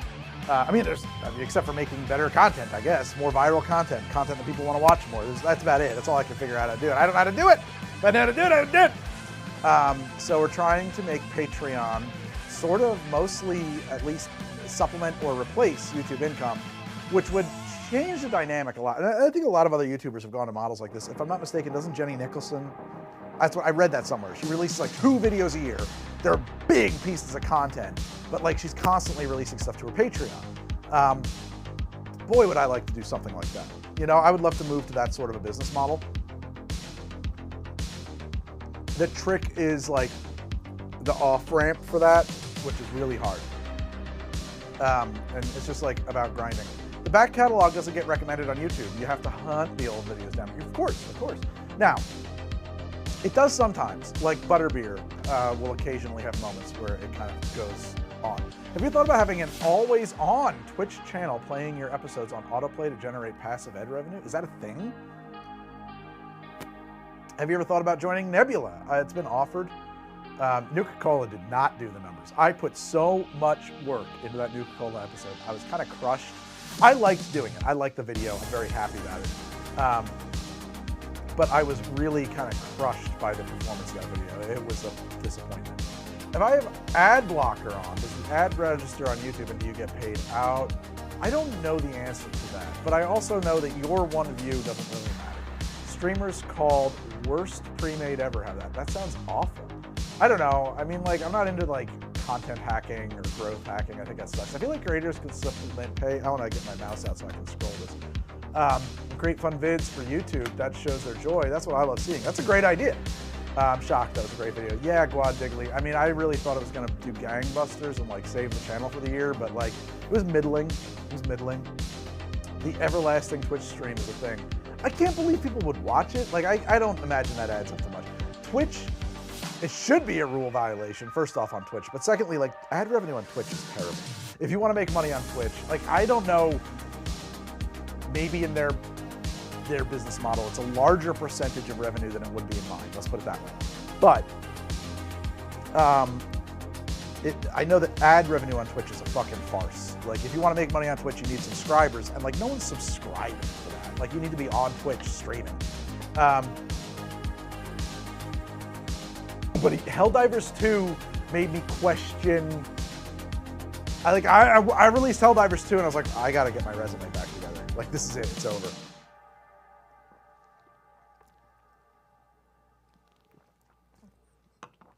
Huh. Well, I guess I could look into it, John Larson. Would you ever consider releasing a cocktail book? I have considered it in great detail. Hold on a second. This is probably too loud.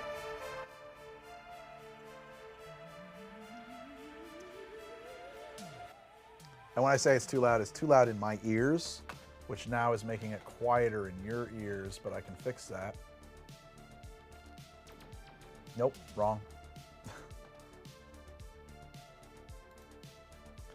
Hold on. I'm gonna fix this really fast. There it is. Oh no, that's probably about where it was. Probably really loud before then. So the app is that exactly right. I think that the app is a better fit in a lot of ways.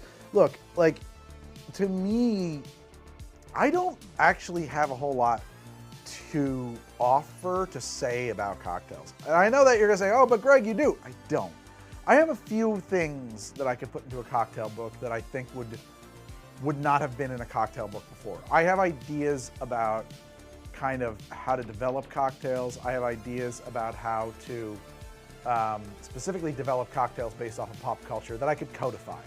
But like Dave Wondrich, you know, Dale DeGroff, Ivy Mix, Dave Arnold, those are the people who truly put something in print that needed to be in print. They expanded, they had something to say. They really did some great stuff there. But like, here's a pile of recipes that Greg liked. Is not a book you need. And if you don't need it, you're not gonna buy it. And if you do buy it, it's gonna feel like you're doing charity for me, and I don't really like that. And then on top of that, like, it's probably not gonna sell, which means it's probably the last book I ever get to release, right? Like, if it doesn't make at least some money. But aren't videos the new books? Yeah. And then on top of that, like, I had a book, a lit agent. I feel like someone's about to open my door. Hey, what's up? It's 7:30, right? Okay, so we got like an hour. Was that? My 4-year-old just came in and said, we need to play Tears of the Kingdom now, Dad. So we're going to wrap this up in a minute. I had a lit agent, and and the things that basically we were like, I was like, well, what can we expect in terms of advance? And she was like, I don't know. I think you'd be pushing it at $60K. $60,000. It's a lot of money. But then I did the math on like how many, okay, fine. Okay, well, let me see how many hours I'm going to sink into that book. And I did some back of the napkin math, and I did some work on the book, and I thought about it, and I added it up, and I was like, oh, cool. So I'll be making $4 an hour to write that book. Like I don't have time to waste on a $4 an hour enterprise. You know what I mean? And the days of like, $100,000, $200,000, $400,000 advances, that's over, man. I'm not going to get that. So the only way I'm going to make reasonable money on a book is if it sells out of its advance, which is like winning the fucking lottery. Like, it just doesn't happen. And then, so that's like a thing. You just can't count on that. And I basically was like, no one's going to buy this book. I'm not going to get to write another book. And then I pitched a book to her. I was like, well, here's what I want to write. I want to do this book that's like a memoir that is like funny essays from my life that I connect cocktails to and I put recipes in. And she was like, that's really weird. I don't think we're going to get anybody to buy that. And I had meetings actually with publishers, and they were like, that's really weird. I don't think we're going to get anybody to buy that. And I was like, all right, fine. That's the book I kind of want to do because I'd like to establish myself as a person who can write, because I think I can write. And that would actually open those kinds of doors for me. But instead I was told that probably won't sell. And so to the extent that I've thought about doing a book, I think that like maybe I would self-publish it, maybe. But then I'm like, why would it not just be YouTube videos at that point? Put out old videos and supercuts. We've done that. It still takes work, and it's not free to do, and they don't do phenomenally well. The memoir book. Yeah, and so like if you want to see an example of what I was writing for said memoir book, go to another channel I have that I have a New Year's intention to actually make content for, called Greg from HTD. It's another YouTube channel. I've put some stuff up there. I want to do more stuff up there, but it's like a vlog. It's like my own personal stuff. And I did the first chapter, first essay from that book. I read it in a video. I haven't looked at it. I'm probably embarrassed by it. But yeah, if you want to take a look at that, go ahead. And then that would have cocktail recipes. The other thing I was told was that like you can only have 20% recycled cocktails from your YouTube channel. Everything else has to be original. And I was like trying to figure out, I was like, what the fuck am I going to do in a book that's original cocktails? That's in a book that I wouldn't make YouTube videos about. Like, what am I just going to pick random video games to do adaptations of? Like, all right, like I don't, you know what I mean? Like it just felt so weird and arbitrary. The memoir thing seems like it would go over best as a podcast. Yeah, it's funny actually.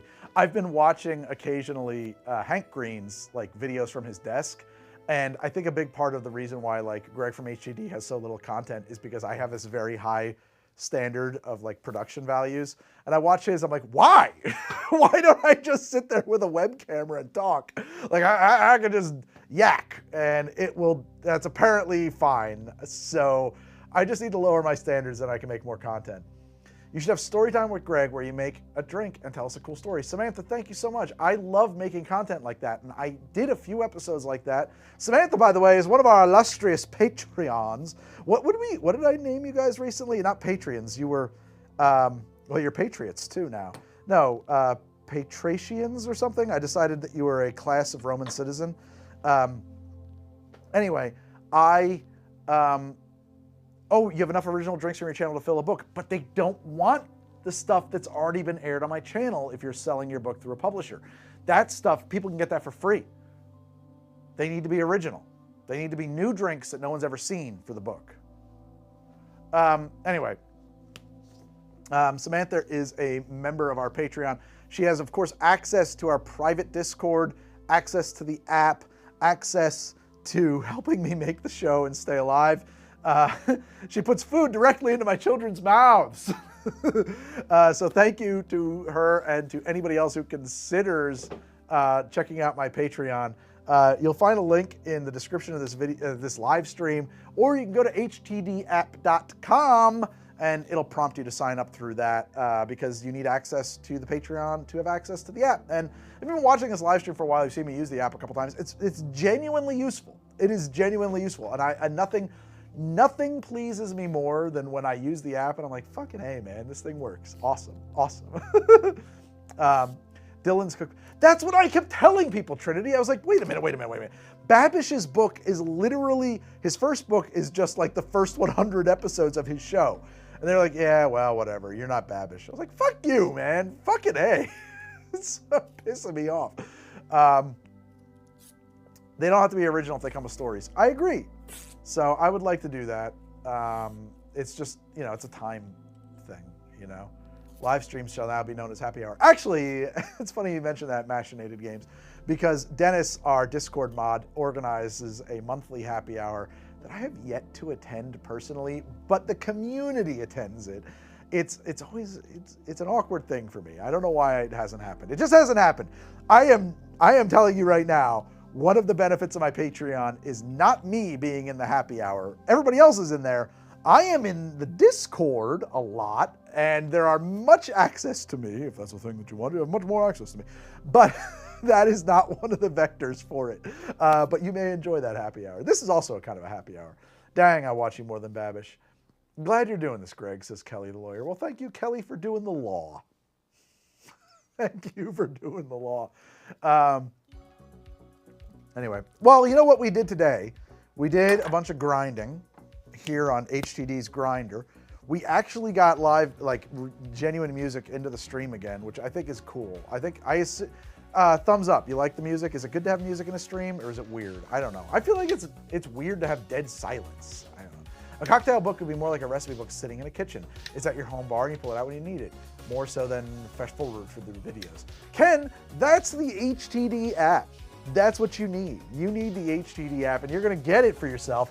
And I know you are. I know you are, because you're a good guy, and we're all good guys, and you love how to drink. You're going to go to htdapp.com. You're going to become a viewer like you. I don't know if you know this, but here at National Public How to Drink, we get much less money from the federal government than people think we do. We are not funded by taxpayer dollars. No, that's not true. It's listeners and viewers just like you who see this kind of content and want to support it, make it a part of your life and other people's lives. You watch how to drink while you're driving to work in the morning. Please don't do that.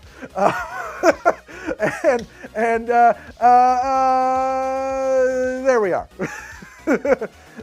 NDR, National Drinking Radio. Yeah.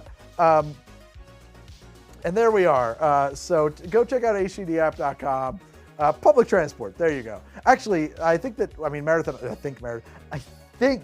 Meredith and I have a podcast. Where is that? We do.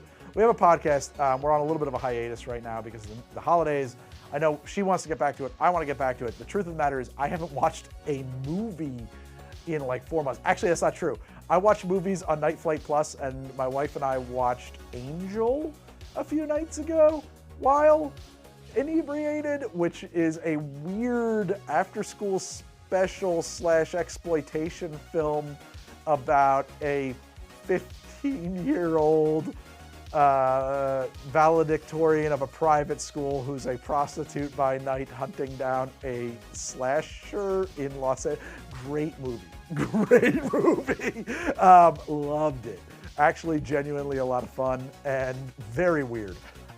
So that's the last movie I watched, and I'm into it. I found out they made 2 sequels, all with different actresses. I don't think I want to see it. Try watching Freddy Got Fingered on 5 hits of LSD. So I'm not into drugs, guys. What's a hit?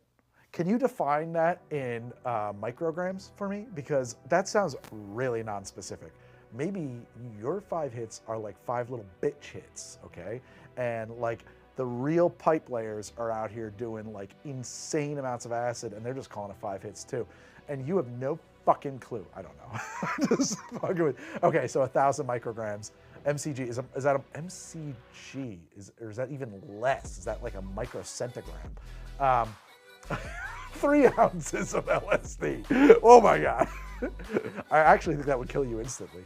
The Deck of Many Drinks. No, I haven't. That's a cool idea. I should check that out.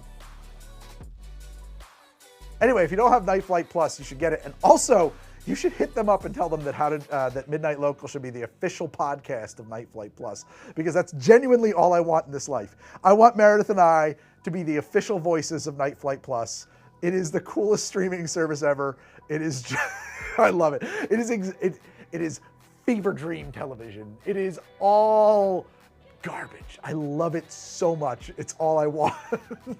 It is trash. It's beautiful trash. To some extent, I think the world needs more trash. Me and one of my heroes, not Roger Waters, John Waters, we finished a daiquiri or two. Always a joy. Some studies say responsible application of those substances can help DF some heads. Absolutely. My wife's got a cousin who gets his head DF'd every 3 to 4 weeks on ketamine in a laboratory, and he can't live without it. Truly can't.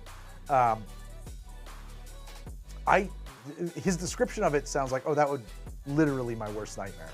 Truly, actually cannot live like that. I'll never forget in college when my housemate's dad finished helping him unpack, looked at us and said, "Kids, never do coke." Made me feel like I was having a heart attack. A friend's dad said the same thing about meth, but not that. He said it made your balls shrink and turn blue, and you don't need that in your life. And the less said about that guy and that, all of that, the better. My dad's commentary on methamphetamines were, "Hey, ever tell you I did meth for 10 years? No. Oh yeah. Every morning I'd wake up and I'd take a little crystal meth and I'd wrap it up in some rolling papers and I'd eat it." Why would you do that? "Oh, take the edge off." Jesus Christ, why are you telling me that now? "Oh, I was just talking.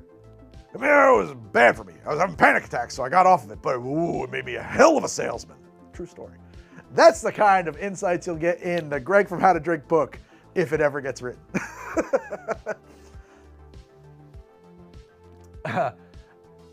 I've been trying to explain to my European friends that a standard European shot is smaller than American. They don't understand ounces. Can you help me out? Tell them it's, so it's 30 mils is a standard US shot. No, 60 mils. A standard shot, okay. So a 2-ounce pour is 60 mils, and that's what we use in cocktails. A standard shot at a bar, a shot is 1.5 ounces. It's bullshit. It should be 2 ounces, but it's 1.5 ounces because that's how it got standardized. And so that would be 45 mils. A pony is 3/4 ounce, and that would be like 22 mils. There you go. The coin sock tollgate thingy. Yes. Yeah. LJ knows my dad, my late dad. Now I get to say that quite well. The book is going to be How to Drink, Don't Do Drugs. And the cocktail in the book based on that story would be, I don't know, Danny, a raging panic attack, I'd have to call it, I guess. One of my old professors used to tell the story of the time he took amphetamines and punched Allen Ginsberg in the face. That's probably valid.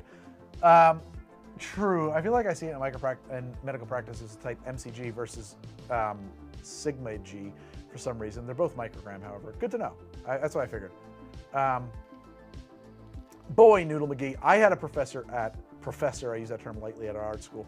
I had a teacher at art school who was also fucking crazy. Holy shit, was he crazy. First day of class, I had him for film and lit. And he said, "Welcome to class. My goal is to indoctrinate you. I am an anarchist, and I am not the friendly kind of an anarchist. I'm an anarchist who believes in ballots in hands and bombs in pockets. Let's start." And so that was my introduction to the political philosophy of anarchism. But it was a really cool class, actually. He really put me onto pre-code cinema and all of the cool, like, honestly, my entire interest in pre-code cinema is down to that crazy motherfucker. He was truly crazy. We stayed friends on Facebook for a while after that, but like every 6 weeks he had a different Facebook alias because he kept getting banned from Facebook. But I was always laughing because I was like, that's right. I am their worst nightmare. This is the class where I am indoctrinating. That is the function of my class. Anyway. Oh, I assume they're talking about Allen Ginsberg, the poet, because I assume all poets need a good punch in the face from time to time. I feel like poets are probably way more insufferable to be around than economists. I don't like economists very much, but I feel like if I'm sitting at a party, I probably would rather be around the economists than the poet. Anyway, thank you all so much for hanging out with me. And watching me do just like the most boring possible how to drink work of grinding. I hope we had a nice chat throughout all of this. I love you all. You are the grease in the wheels. You make all of this possible. Thank you so much for hanging out with me. I hope you're having a great drink. I hope you know this, but alcohol is bad for you. I don't know, but there's a lot of news about that. We just found out it's bad for you. But I truly believe a little vice in your life is good for you. So I hope you're having a lovely one, and that your work week or lack of work week coming up is fruitful or as not fruitful as you would like. Put your feet up, enjoy a sunset from time to time. Rico Suave. Ooh, Rico Suave. Asked me to keep it up. Thank you, Rico. I like that name, Rico Suave. Oh, that's a song, right? Rico Suave. I remember that now. All right, guys. Thank you all so much. Good night. Good luck. Stay safe out there. It's a bear.